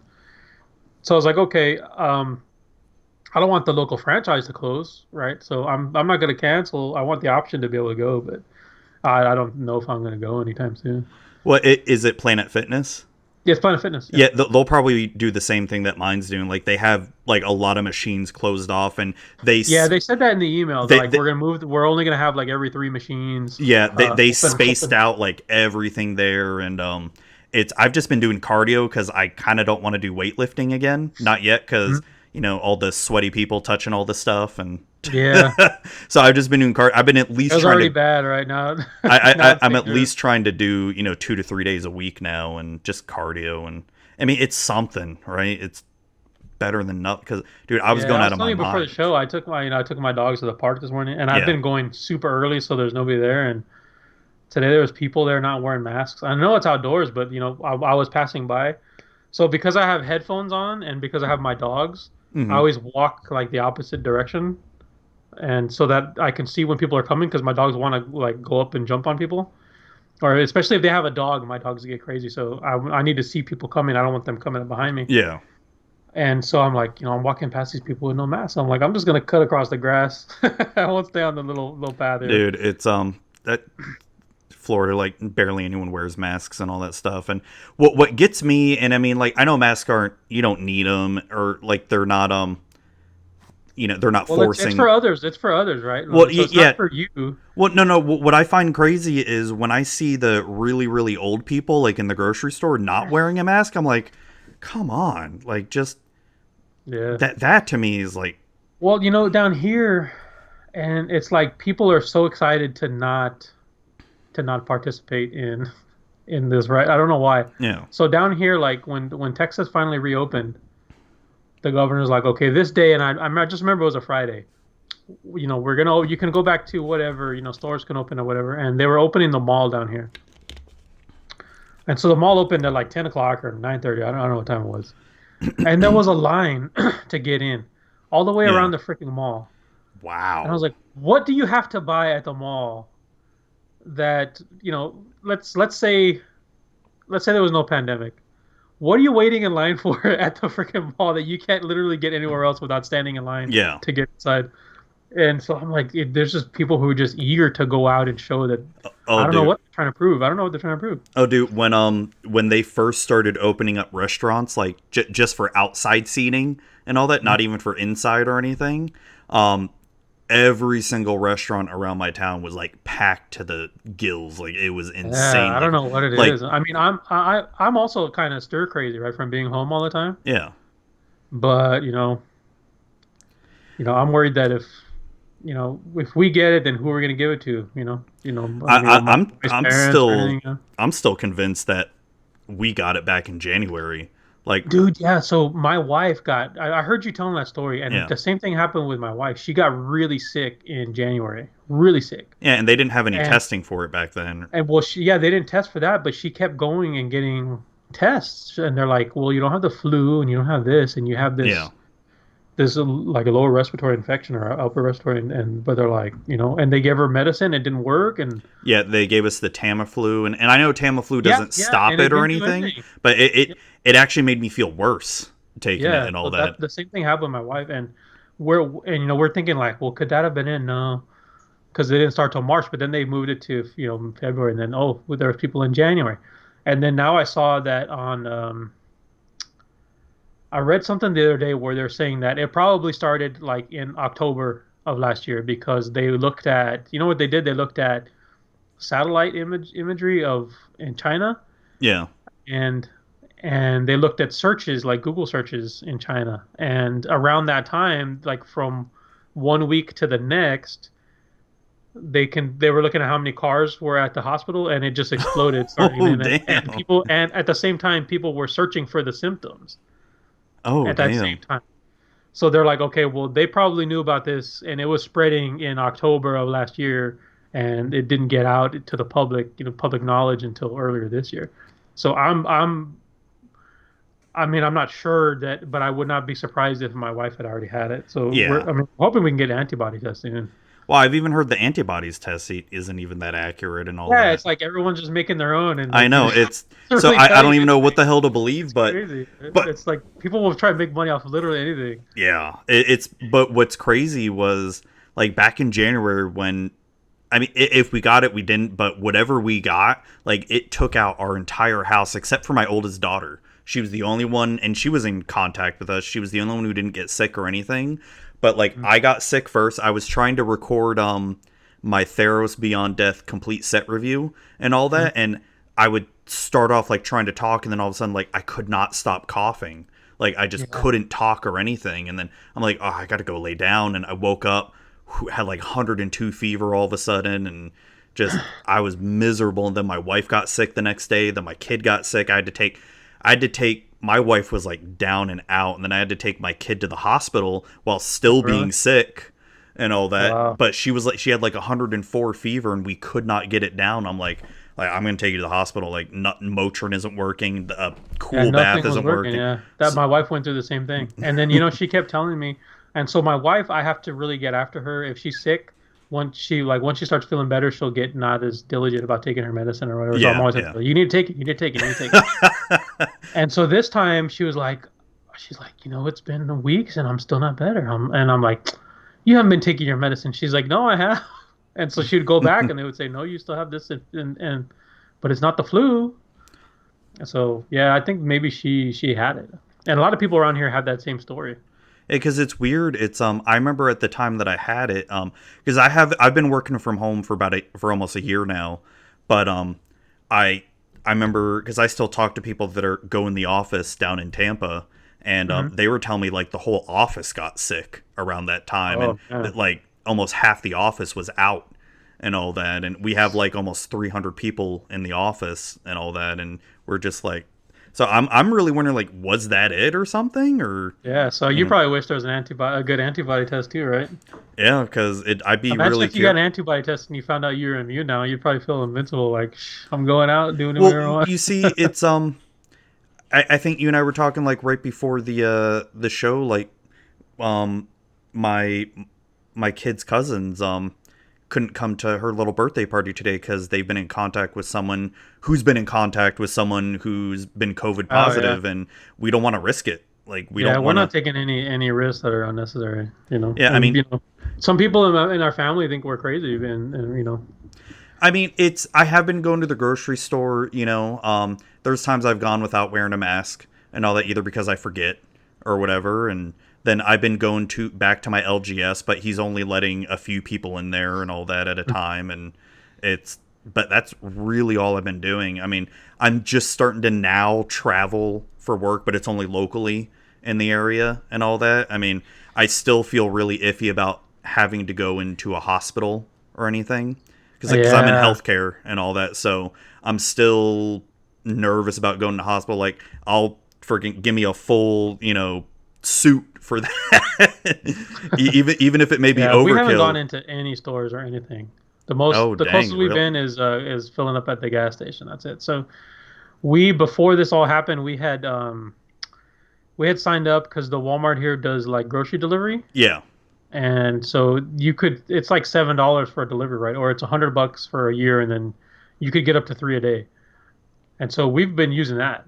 So during the pandemic, it got really tough because they didn't have anything, and they didn't have any available delivery times. Yeah.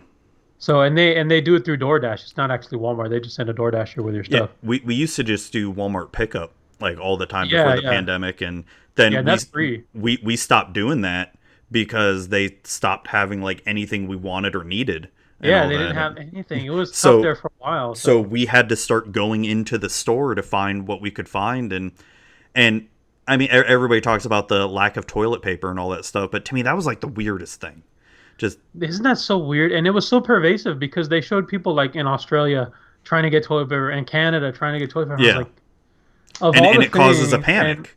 And when I went, so right when this all started, we started taking it seriously. Like we were like a couple weeks ahead of the real hysteria where everything stopped appearing on shelves. So I would go to the store and all there was no toilet paper at all. I stocked but up on toilet paper before the whole we had just lockdown. bought some, right? So we were fine. We had bought one of those Yeah. big ones from Costco. So I went and I was like, there's no toilet paper anywhere in the store, but there's canned food, there's fever reducer, there's Yeah. like all this other stuff that like stuff that you would really need. I know, right? Like plenty of going on water, here? because Yeah. we're Yeah, used to like being right where hurricanes happen in Florida. Like we go through this every summer. Whenever there's like a potential hurricane coming, there's long lines at gas stations. There's no water. There's nothing and all that. So It's every year, right? Yeah. so we kind of prepped like hurricanes. Like I bought a shit ton of water. Because I'm like, you don't know what the hell's going to happen and all that. I bought as much toilet paper as I could, which was only really like 2 or 3 packages or anything, like the bigger ones, and a crap ton of paper towels. Yeah, and we then, did too. But yeah, after a while, like there was just no toilet paper left anywhere, but plenty of everything else. But what was weird, I went to the store the other day to go pick up some stuff, and plenty of toilet paper now. But the one thing I found really weird, I don't know if it's because it's summer or something, but I even went to a store today and saw the same thing. There's no ramen anywhere. It's hard to find. Is that happening to you too? Because whenever we order, my wife keeps saying, "See if they have ramen," and they never do. I don't know what it is. I don't. Like there was plenty of ramen like during the pandemic and all that I could find, but now that things like, I can't find any because I don't really eat it anymore. But the kids love it and all that, and all they usually have left are like the shrimp flavor, and you're like, no one wants that. No, I want the spicy chicken or something, or the beef or the yeah. No, so that's crazy. That's happening. So I'm not going crazy or anything. I wonder if it's happening elsewhere. Like where'd all the ramen go? Right? I think so. But it's weird how that same kind of thing kind of happens all like the toilet paper thing. Like everywhere was like that. So yeah. So has your job been okay? Like for the pandemic and all that? And yeah, they've been pretty good. They're like requiring masks inside and taking people's temperature. People who are outside, you going like, back to work now? Huh? Are you going back into the office now? Yeah, I'm back in the office, so I'm doing that. But it's pretty good for me because I'm pretty isolated. Oh, that's good.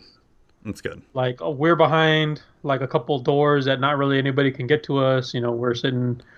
We work pretty much not in the same room, but our office is an offshoot of where the server room is. Yeah. So I'm just in there, and I have my own office, and there's 2 other IT people. They each have their own offices, so that's nice. We're pretty well isolated. There's a door that goes right into our area that only we have access to. So we come in that door, go straight into our office, and we even have our own because of the servers. We're on our own air conditioner. So that's good. Yeah. So if I have to go down to the data center in Tampa, it's like that too. They're segregated off from the rest of the people, and I don't even need to go through the main door and all that. So no, it was I mean my boss he's actually not here in Florida, he's actually up in Ohio and all that, and like during the whole pandemic because I was pretty much we didn't have anything to do, like because a lot of the projects were put on hold. I had to stop traveling, I had to stop like doing a lot of stuff, but just doing the day-to-day like making sure things are working still type thing. But and you know how that goes, some days like there's nothing to do because everything's working and you can't do any projects. Yeah, that's great. You can't make any changes. But dude, I was going stir crazy, man. Like I'm like, I don't want to sit here in front of the computer, do nothing, and still get paid because there's always that fear of, are they going to let me go or something? And that's how it was. And I was working remotely. Like I'm like, well, when I came along, I took a lot of the stuff that my predecessor would do. My boss was actually still there. Yeah. And I automated most of it, or just made scripts that I can do a lot of the system maintenance just real easy. So, there's a lot of the things that I do are just in response to a ticket being open. Yeah. And during that time when a lot of people were at home, there wasn't a lot of stuff coming my way. So, I made sure that I was always there, logged in, and I had my phone. Yep. It would ring once and I would answer. I was like, I want people and everything I would do be very visible, right? If I made something, I'd email, hey, just so you know, I just made this change, and Oh, dude, I remember the first week I think the first 2 weeks when they started doing the lockdowns. That was probably when I was the busiest, like throughout the whole entire year, because I had to suddenly come up with a new SSL VPN solution because our current one couldn't handle like more than 50 people. So Oh. we had to develop a new one, and I'm all like, oh shit. So like those 2 weeks I was scrambling to like install a server, set up a test it, make sure it's working, set up the firewall rules and all that stuff. And so I had to do that. And then once that pretty much got settled, then for like the next month and a half, I didn't have anything to do. And I'm like telling my boss, like, dude, am I going to be like furloughed or am I going to be let go? And he's like, no, nothing like that's going to happen. He's trying to calm me down. He's like, Zuby, just go play some video games or something. I'm like, but I'm supposed to be working right now. I can't, it's like, sure, I could go play video games, but I'm going to have that gnawing feeling of I need to be doing something right now, and it was hard to break that habit, just. Yeah. For me, it was like where I work, they're kind of not like, well, I mean, we're on AS400, right? So yeah, remote, like they're like, what, work outside of the office? And I'm like, yeah, I can do it. So I just was trying to be as noisy as I could and as visible as I could, and so people would know, like, don't forget, oh, he's working. We call, he answers the first ring, and it gets fixed right away. So, dude, now it's the past couple weeks, especially this month, it's been insanely busy for me at work. It's like all the projects that had to be put everything on that hold. got on hold is like, okay. Now it's like all of a sudden, like, fuck. I mean, it's good because it's making the days go by so fast, but oh my gosh, like I've got that's how I've been. I've got so many hours of PTO that my boss is gonna probably force me to take some time off soon. We have to take it every year, so I still have to take time off. Well, I'm lucky that I get to bank my PTO and all that, but when I know they don't really have like a written rule per se, but it's sort of like an unwritten rule. When you get like past certain amount of hours, it's like, just take some time off. Like I'm past like 300 hours of PTO and all that, and I still haven't taken any time off. And I'm pretty sure once I hit 400 hours, they're going to be like, Zuby, just go. Yeah. Like, I'm like, there's nowhere to go though. Where am I going to go? What, go to the beach or something? I mean, yeah, that's the thing, right? There's no place to go. I mean, I could go to the beach, but then I'm like, I'd go to the beach on the weekend, I mean, that's me being lucky in Florida and all that, but it's like, I go to the beach anytime I want, It's, I don't know. And we were supposed to travel. My wife's supposed to go to Canada this year. That's not happening. And we were supposed to go to Vegas. They're opening Vegas, but that's one place I definitely want to go. There's no way they can keep all those machines clean, And there's so many people from everywhere. Like, oh yeah. I was just telling my wife today, like, I think this is going to be like a lost year where it's pretty much. Like, I think nothing happens. If I am going to go on vacation this year, there's one thing I do want to do with the family. I want to try to go to someplace like Tennessee or someplace like that, and like go like stay in a cabin for a week or something like that. Yeah. I mean, you're not really a whole lot of people there. We can go buy groceries outdoors, and bring all the groceries to the cabin and just, I don't know, enjoy like a river or go on a hike or something.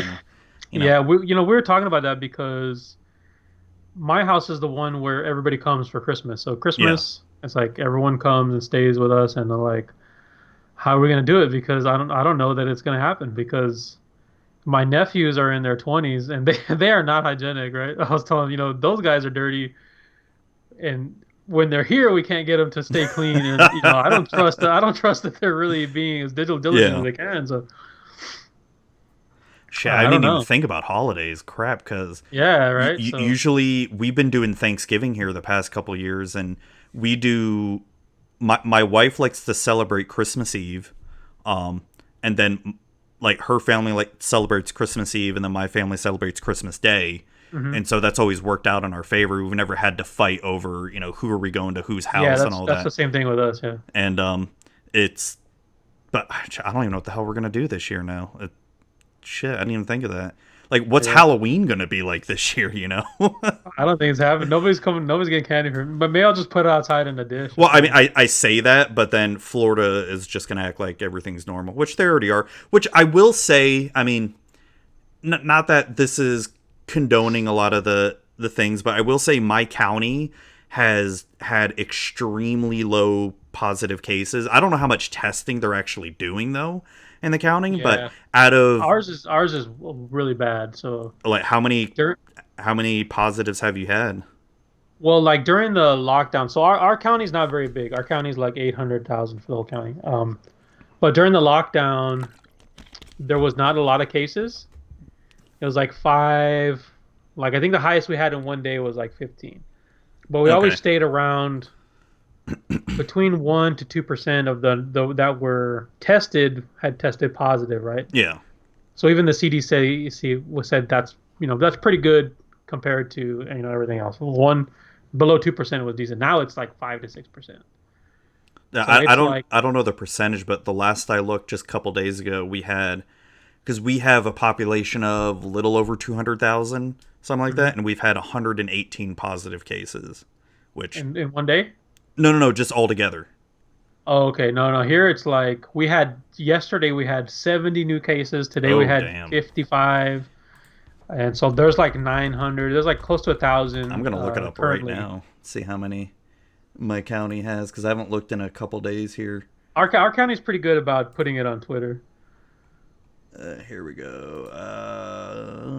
Oh, we're up to 132 positive cases now. Right now. Yeah.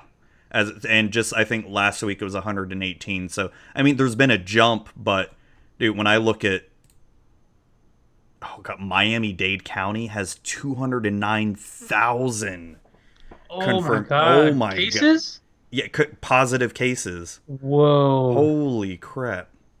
Well, is that a mistake? 'Cause hold on. Well, And everyone's at the beach. well, no, And everyone's that there might for be a free. mistake, because they're saying Florida altogether has 73,000 confirmed. Okay, that's Okay, yeah, because I was about to say, like, holy, okay, I that was gonna seems say, like, oh my god, that's like total. so, okay, this might be a mistake here, because the one right below it, Broward County, which is just above Miami-Dade, only has 8,000 positives. I'm like, okay, so that's got to be a mistake on the website or something, because that's, Man, I was like, wow, that's yeah, I was, I was about to say, damn. Because then I look at Tampa, Hillsborough County, where Tampa is, it's only 3,200 positives, which that's pretty small, because that has like over 2 million people. I mean, and I'm not trying to say, hey, yeah, but it's all in like how many, like there's a lot of variables, like yeah, have been how many people are tested. actually being tested and all that, and Yeah, so they just started. They just got to the point here where anybody can just walk in and get tested. I don't So even know if that- Florida even has that shit. Yeah, so now like a lot of people are getting tested, but the percentage of the people are testing going up, and the hospitalization is going up.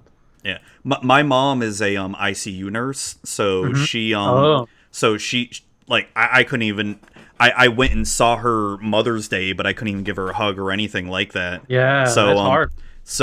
and I haven't even seen my grandmother. She's like almost 90, and I've been wanting to see her, but I'm so afraid, since I've been out in the public. Like, what if I Yeah, that expose you're her? gonna give it to her, yeah. Because she already's on like breathing machines and all that, and if she were to get it, she'd die.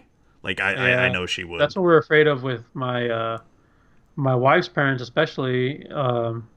Her mom has like diabetes and stuff, and they say it's really bad if you have diabetes. Like Oh, dang.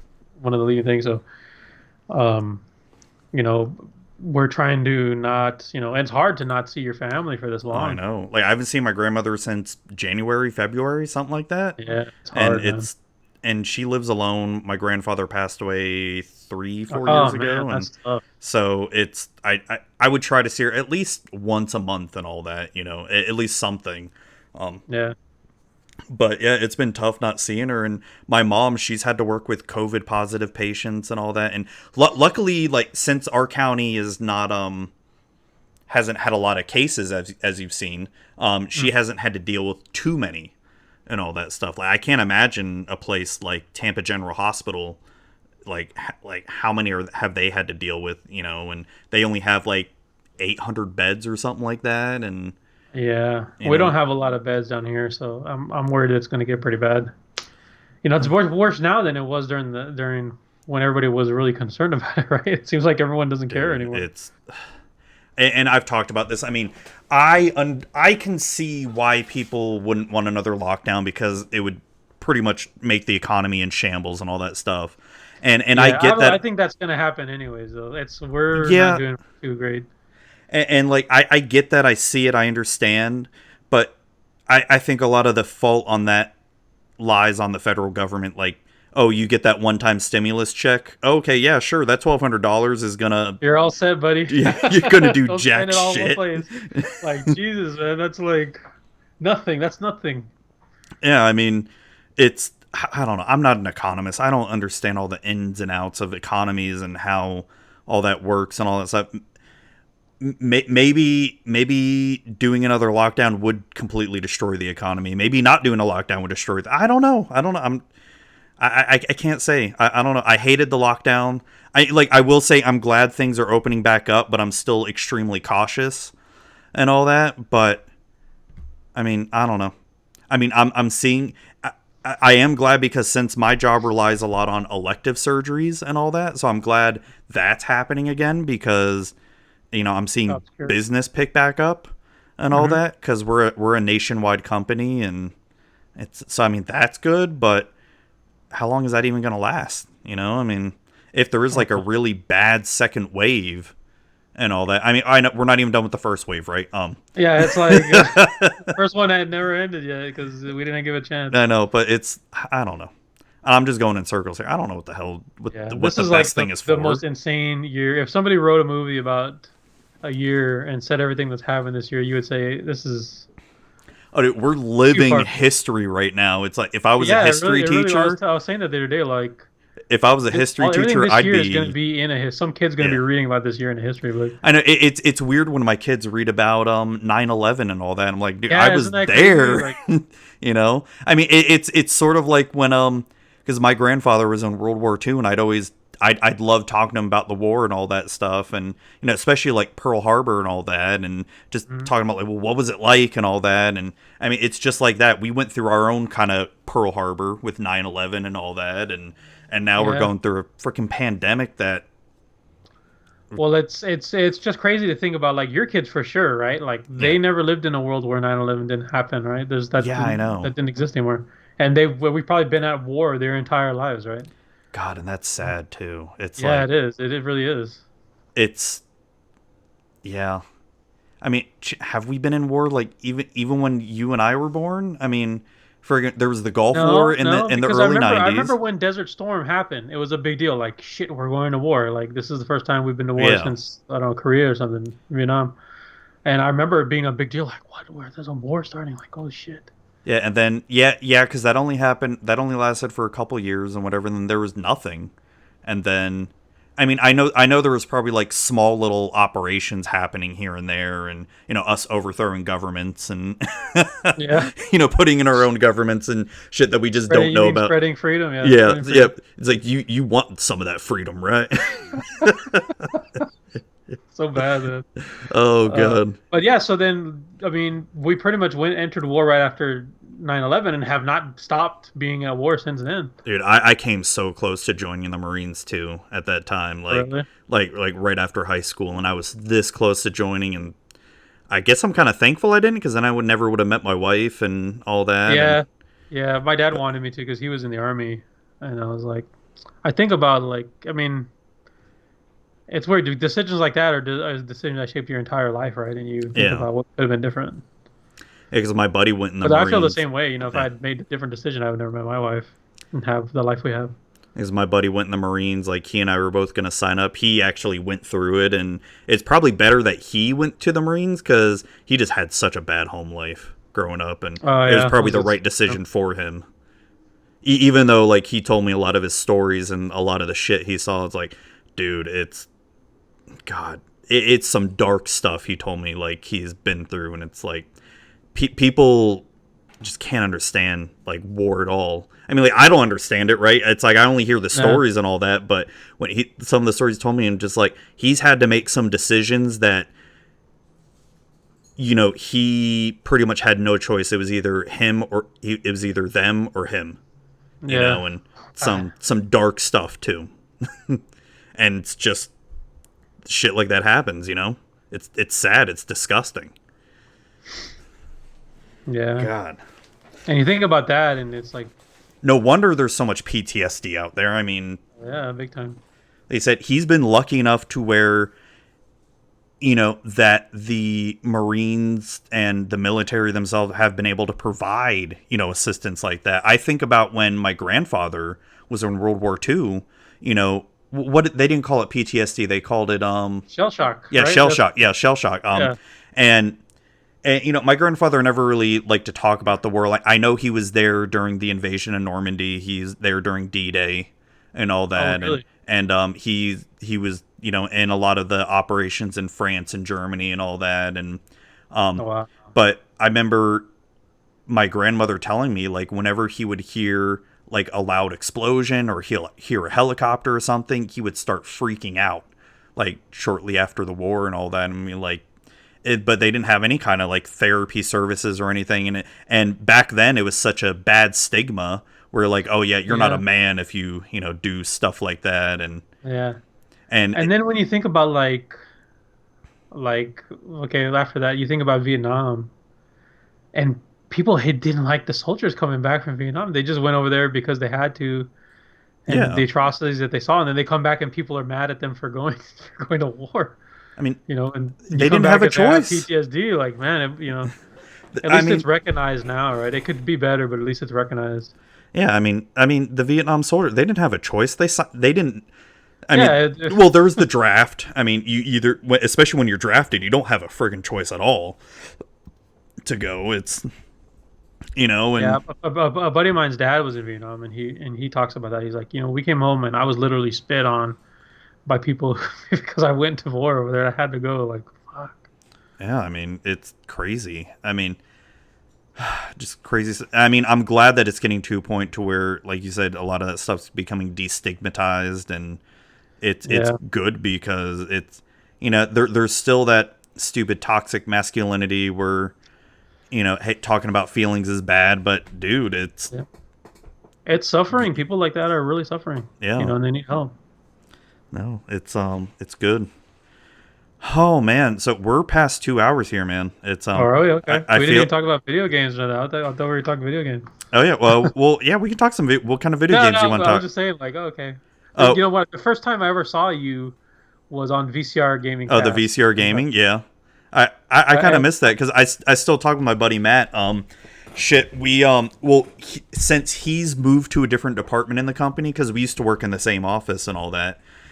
But so I don't get to talk to him as much anymore. But we were was it the other night we were talking all about the PS5 and all that stuff, and I was like this close to saying let's do another VCR gaming, but it's like he's so busy with his job and all that, and he's got a lot of other stuff going on, and I just don't think I can handle another podcast right now. It's just too much. So, I mean, I miss doing it. I miss talking about video games. The first time I saw you, I think Ted had told me about your cast. He's like, yeah, check out this VCR gaming cast. And I like the logo because it looked like Mega Man. And I was like, oh, this is cool. Well, he was the one who created that. He made the little controller that looks like Dreamcast and GameCube. Yeah. Because what was that movie where oh god, it was the white guy pretending he was black or something. He would the Gamecast or something. I can't remember. I can't. The white guy pretending he was black. Well, you talking about Tropic Thunder? No.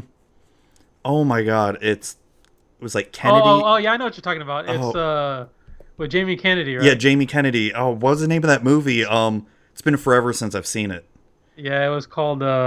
He talks about like we've got a Gamecast or something like that. Yeah, he's like, well, you got a dream. Is it a GameCube or a Dreamcast? Yeah, no, it's a Gamecast. and that's where he came up with the idea for the controller logo. Was he took the Dreamcast and GameCube controllers? Yeah, I can't remember the name of that movie. It was funny though. Yeah. Yeah, funny. Yeah, the first time I saw you, you guys were talking about The Last Jedi. I had just seen The Last Jedi. Oh god! And I loved it. Right? I was like, oh man, what a great movie! And then I see you guys. You're on. Here's this one that Ted told me about. And you guys were shitting on the movie. You hated it, dude. It was such a disappointment. I'm never watching this guy again. It was such a disappointment. I've gone back and tried to watch it.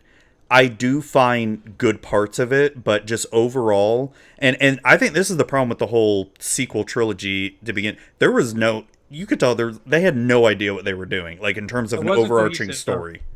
There was, yeah, there was And it no really, especially cohesion. because like with Finn, he started off as like a central character, and then by the end it was just like he's just the last movie he's just running around screaming Ray the whole time. Ray, Oh, Ray, dude. Ray. Well, did you ever hear like I don't know how true these are, but some of the rumors I read was that JJ originally wanted to have Finn and Ray be a couple.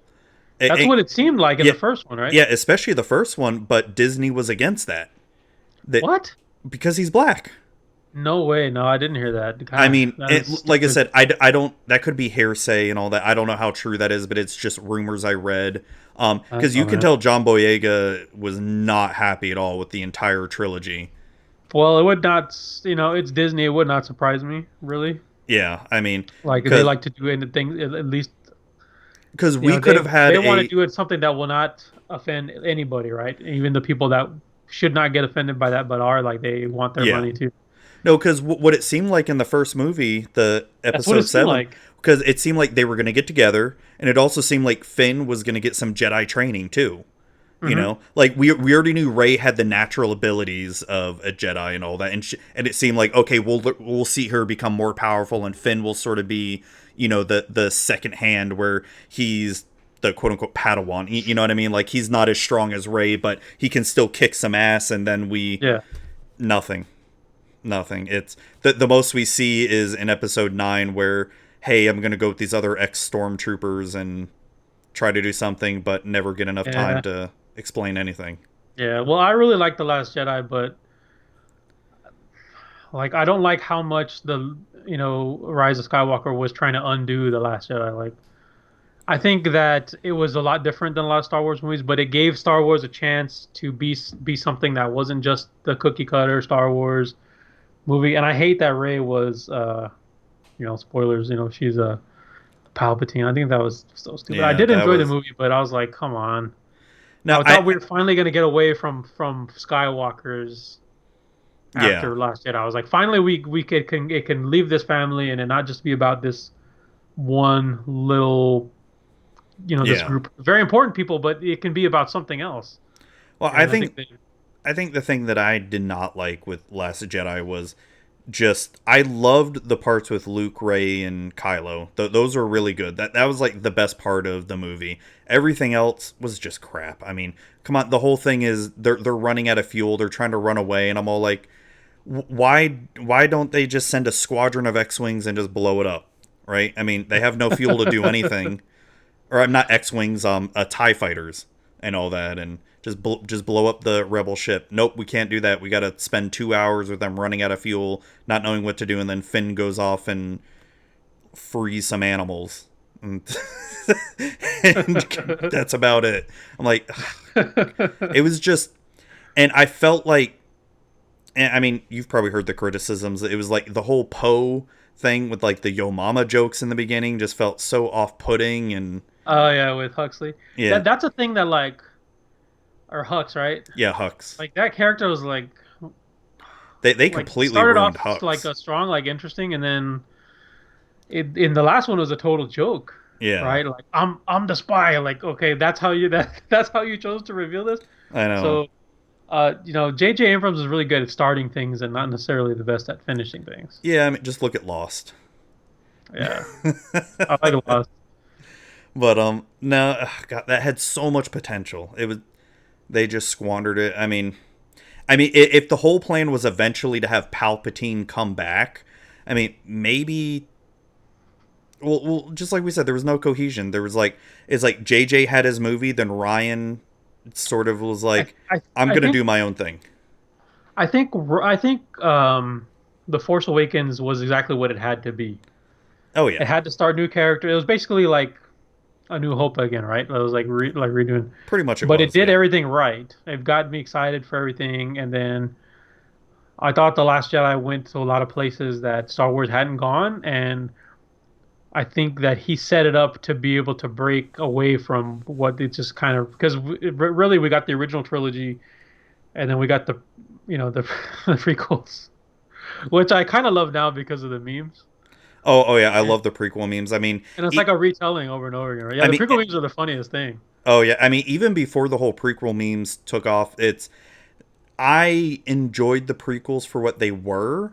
I mean, Revenge of the Sith is still one of my favorite Star Wars movies. It's still Revenge of the good. Sith, the romance is so bad, man. Oh, I mean, I'm not So doubting bad. that at all, Yeah. but it's I think of the prequels, I liked the first one the best. I think Phantom oh, Menace. Phantom Menace. Oh, dude, I remember. Oh yeah, looking back on it now, it's not the greatest Star Wars movie, but back when I was a kid when that came out, because I loved the original trilogy as a kid, and then a new Star Wars movie, dude, seeing that pod racing scene The pod race, right? in That's the like the best theaters part. That's one of the was, coolest things in any Star Wars movie. dude, like to me, That's fun. like I can't think of another. I've seen all the Star Wars movies. I mean, except the original trilogy, I never saw them in theaters. But out of like the prequels and the sequels in theaters, like I can't think of anything more exciting to me than that pod race. That pod race It was awesome. dude, just the sound effects of it was just so Yeah, awesome. Sebulba's pod Yeah. race. Yeah, that was so cool. I still like that. Yeah. I mean, I think they're putting. I think they're putting Episode 1 Racer on Switch. I thought they already did. Was it already Oh, out? is it out already? I I think gotta so. get it. Yeah, I know. I need to get like the Jedi Outcast games and all that, or the Jedi Academy games and all that. Yeah, I love I those got games. the Outcast. I got Outcast. That was also a thing. Like there was always so many cool Star Wars games coming out back then. Yeah, I mean, And now because EA has the license, there's like no Star Wars games. well, they had that one that came out, the Jedi I'm in the middle Order. of playing that one last. I just started that one a couple weeks ago. I need to play it again. I stopped in the middle of it. It just got I had to turn the game on to like the easiest mode or whatever because I got The tired. control is so bad. The control is so bad.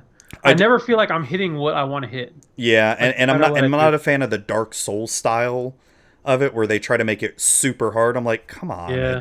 I want to feel Yeah, like like a the- badass, right? Like I have a lightsaber and I can't defeat this goat or whatever. Like this goat is kicking the shit out This of me. stupid little frog is kicking my ass and all that. Like, Yeah, the Force. I think the Force Unleashed did the best job yeah, of the with Force Feeling powers. like Right? a That badass, one was like, yeah. I got that one.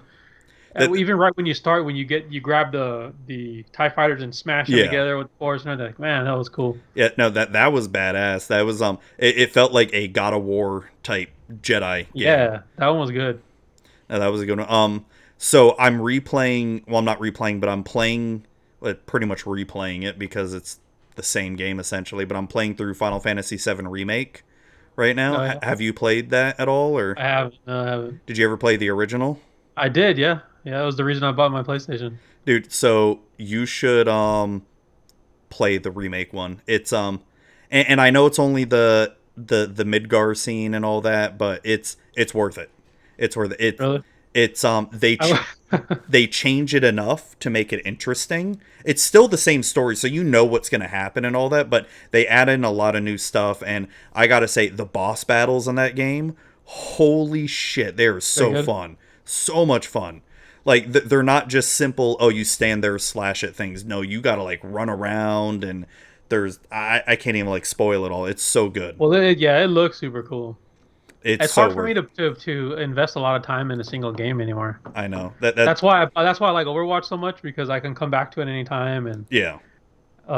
just pick up right where I left off, because it's not like a Call of Duty or something where if you're not constantly playing, you don't have the best weapons or anything. So Yeah. No, that's really what I like like with games like Overwatch too, and I've been taking a break from Animal Crossing because I played because Yeah. I played that for so long, but I just realized I haven't played at all this week. It's the first week I've gone by without playing Animal Crossing. yeah, I haven't played like the past 2 weeks. I haven't really played because I really want to play Final Fantasy VII, and it's like I'm one of those where I can only really focus on one game at a time. Like a game like Overwatch, that's a game like you said I can pick up, play. Yeah, you got and- 20 minutes or 30 minutes Yeah. to play. You can get on and get a couple games. There you Yeah. go. But when a game like Animal Crossing, like single player games, I can only really focus on one at a time because then it's. Yeah. And with me doing all much. this content, it's like I'm already stretched thin enough as it is. I can't start all this stuff and all that. And I'm reading through the Witcher books right now, and those are so good. Oh, you're reading too? Oh my gosh, the Witcher books are so good. And then I try to play The Witcher. Have you read Dune? I've read the first book. I gotta years talk and to you years ago. because I don't remember it very well. Oh, you don't like it because Well, like no, I just don't remember it very well. I read it like years and years and years ago. I haven't touched it since. So I like. Did you watch Blade Runner 2049? No, I still need to see that. What? I Oh my and I God. just finally watched the original Blade Runner too, just a couple I months don't ago. care for the original Blade Runner. It was okay. I mean, it wasn't the best, but Yeah, see, well, it was I never okay. saw it like when it was new or growing up, Yeah. but I read the book. I read. Oh, they have It's a Blade called Runner book? Yeah, it's based on. It's about a book called "Do Androids Dream of Electric Sheep" by Philip K. Oh. Dick, Okay. and that's what it's based off of. And it is, and so So the I book love is the good? book. Okay. The book's great. The book is great. And when I saw the movie, I was expecting the book, and it's not like the book. The Oh, book is okay. much better. The book is very suspenseful because they give him that test Yeah. that he administers. So it really focuses around that, and there's a lot of tension because if it's an android, then they're going to try to kill him. So it really builds tension around taking those tests. And I don't know if you've ever read. Have you read anything by Philip K. Dick? No, I don't think so. Yeah, so No. he's really good sci-fi storyteller. So I didn't like the first Blade Runner at all when I eventually saw it. But But the Blade newer Runner one? 2049 is like a masterpiece, man. I've got it, and I still haven't watched it yet. That's one that deserves for you to sit down and give it your full attention. Yeah, that's what I 'Cause noticed it with the is- first Blade Runner. I really had to sit down and pay attention to what's Yeah, going on. this one is like just a beautiful movie, man. You really got to see it. So Okay. the guy who did that, who did that movie, Dennis, I never know how to say his name. It's French, Villeneuve or something. Okay. He's doing Dune is his next movie. Oh, okay. Because they tried to do a Dune movie, back in the 80s or something? Yeah, they Patrick did a long Stewart? time ago, and all so I that? really I never wanted to saw see that. the movie. But so I went to download the book, and there's like 100 Dune books. There's like so many, and Yeah, I've only read the and- first one. and I didn't know which one was the first one. I think So it's just like, called okay. Dune. But there's a bunch called and one says book like so. Some will say Dune book one, but it's book one of another series, and so I'm like, okay, Oh. here's Dune book one, and I look at the synopses, and I think it tells me a major spoiler from the first book, like the very first sentence, and it's like this happened on Dune. I was like, what? Oh, shit. So that's why I don't know anybody that's read it, so I want to ask if it's a spoiler or not because it pissed me off enough that I didn't even start reading it. I'm probably not a good person. Like, I barely remember the book. Oh, okay. Like I said, I read it. I gotta find something. I read it so long ago. But no, I've been I reading on my Kindle, and I was so excited to read it, and then I read that I was like, oh no. Oh god, I think I that just sucks. ruined the whole book for myself. Well, that's Did you like the Witcher show? haven't seen it. Oh, it's good. It's good. I never got into the Witcher game. I tried. Oh, like, a bunch- I'm like that. I'm not really into the games, because I have all three of them on Steam. Like I bought them all during a Steam sale, and I've played them. They're not bad. They're just I'm kind of But dude, I couldn't get into the combat is not. Yeah. Wasn't great. I never felt like I knew what I was doing. And, Yeah.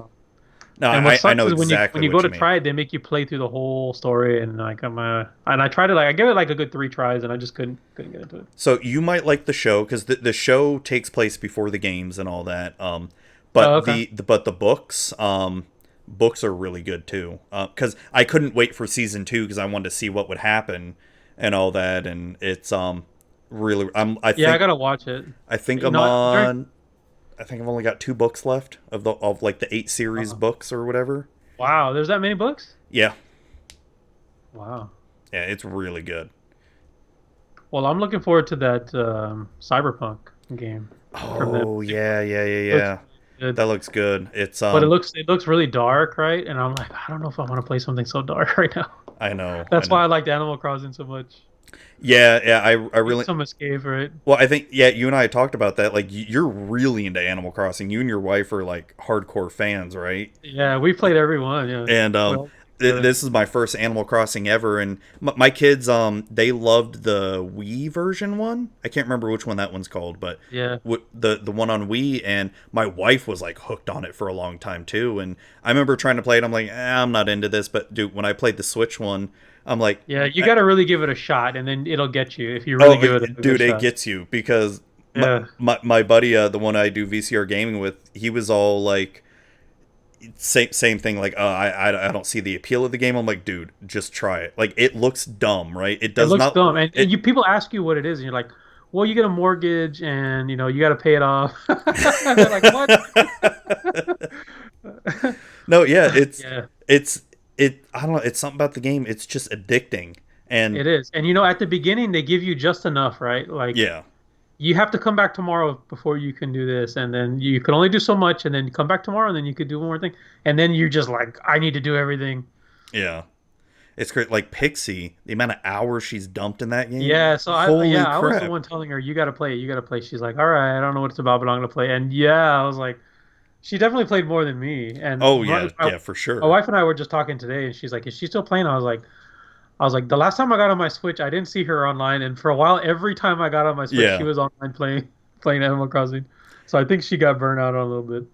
Oh, she had like what 300-400 hours invested in it. Like she's just Yeah, she went crazy, got and her island was like, addicted. whoa, man, this island is like her island a was whole other level. ridiculously good. I mean, Like every square foot has something changed. To yeah. like I've complete from still ground up. got some empty spaces. I built a baseball field on mine. Oh, did you? Yeah. That So was pretty cool. Did you see when she went on Cheshire's yeah. island? He had the whole wrestling arena. That was Dude, super cool. his island was cool. Like he was all talking about like, oh, my island's not that good or whatever. No, I'm I was like, wow, like, like here's and like he had the whole arena, like just Dude, not just the ring, but it's like Look, here's concessions, like and here's locker room and all that. yeah, here's and- the backstage area. Like holy shit, like, dude, that's really creative. And then he had the drive-through movie theater or whatever. And yeah. I'm like, holy crap, this is awesome. It's and that's the thing that I love with that game is so many people have all these like crazy ideas. Ideas and all that I would have never in a million years thought of doing. Yeah. I would have never thought that I could even it was impossible to make a whole wrestling arena. Like I would have there's not enough stuff for that. Yeah, I mean, Yeah. it was awesome. Her island is freaking ridiculously Yeah, good. it is. It's Yeah, it is. but I mean, I've kind of stopped playing it a little bit. Like I've built up most of my island. I mean, I still plan on going back to it after I'm done with Final Fantasy VII and all that. But for the most part, I'm at a point where I'm like, I'm not getting good furniture I want, and yet maybe I can go trade for it and all that stuff. But I just don't want to take the time to do that stuff. And Yeah, so my friend was telling me the other day because he just got into Animal Crossing because of me, and it's his Yeah. first Animal Crossing, and he's like completely hooked on it. And he's like, should I go back and play the other ones? And I was like, the other ones were a lot more grindy and a lot more like bad, like feel bad. Like if you didn't go to your island, if you took a couple weeks off your island and you'd go back, or there was an island before, right? But if you took a couple weeks off your town, when you went back, all your plants were dead, all your flowers were like completely destroyed. Like the whole Oh, town goes dang. to shit. The whole town goes to shit if you don't go every day. oh damn, And the animals get pissed at you. They're like, why haven't you been here for it? And you're like, well, the other ones were a lot less. It was always like friendly and kind of carefree, Yeah. but they would punish you for not doing things right. And oh dang, Yeah.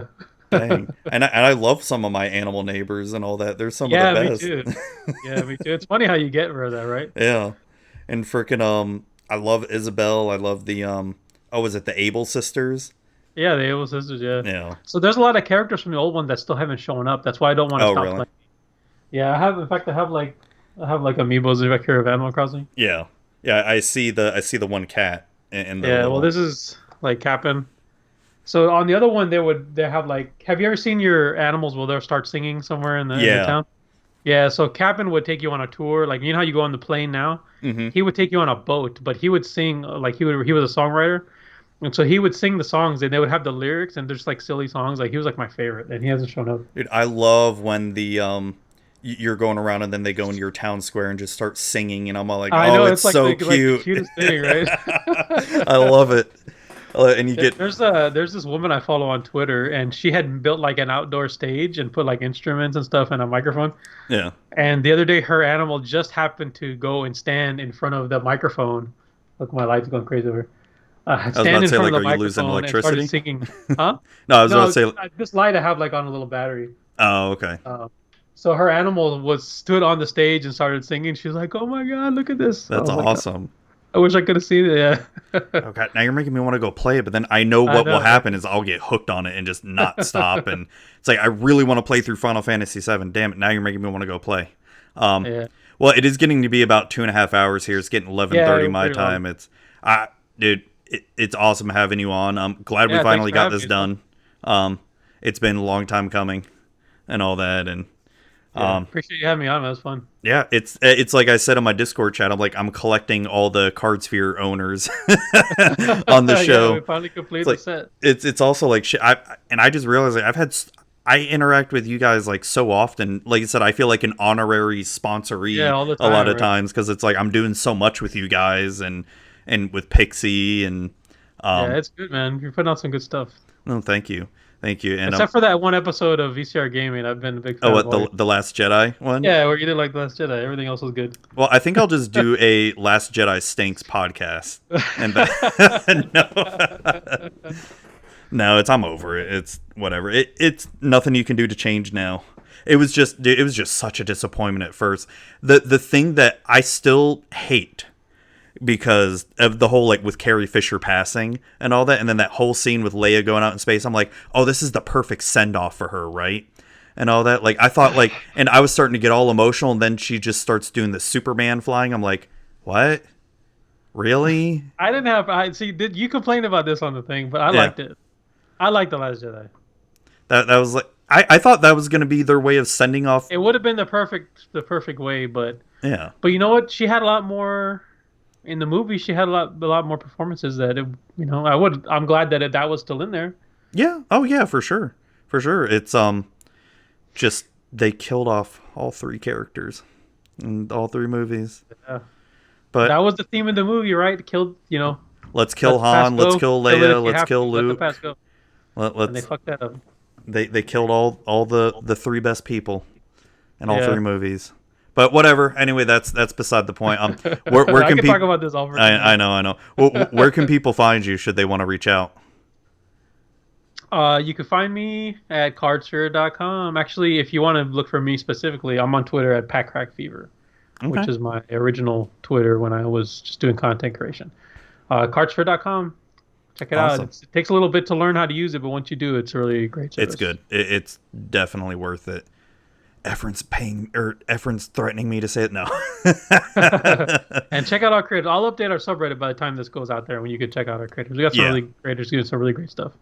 No, that's awesome. Well, thank you again for coming on. Looks like, lights out. Lights out. I'm being played out by my light here. All right. Well, thank you again for coming on. Really appreciate it, man. All right. Thanks for having me. Hey everybody, thank you all for tuning in to the show. Hope you all really enjoyed it. I love talking with Efren. Just a really good dude and just really easy and fun to talk to. And definitely, if you have not signed up for cardsphere.com, go ahead and do so today. Definitely awesome site if you just want to be able to trade some cards and, help you build some EDH decks out there or Modern, Legacy, Pioneer, whatever, whatever you have that fancies you. I totally butchered that, but that's okay. This is at the end of the show. No one really listens to the end of the show anyway. And if you do listen to the end of the show, prove it. I don't know if I believe you. Anyway, so thank you all for listening and have a great night. Okay, thanks.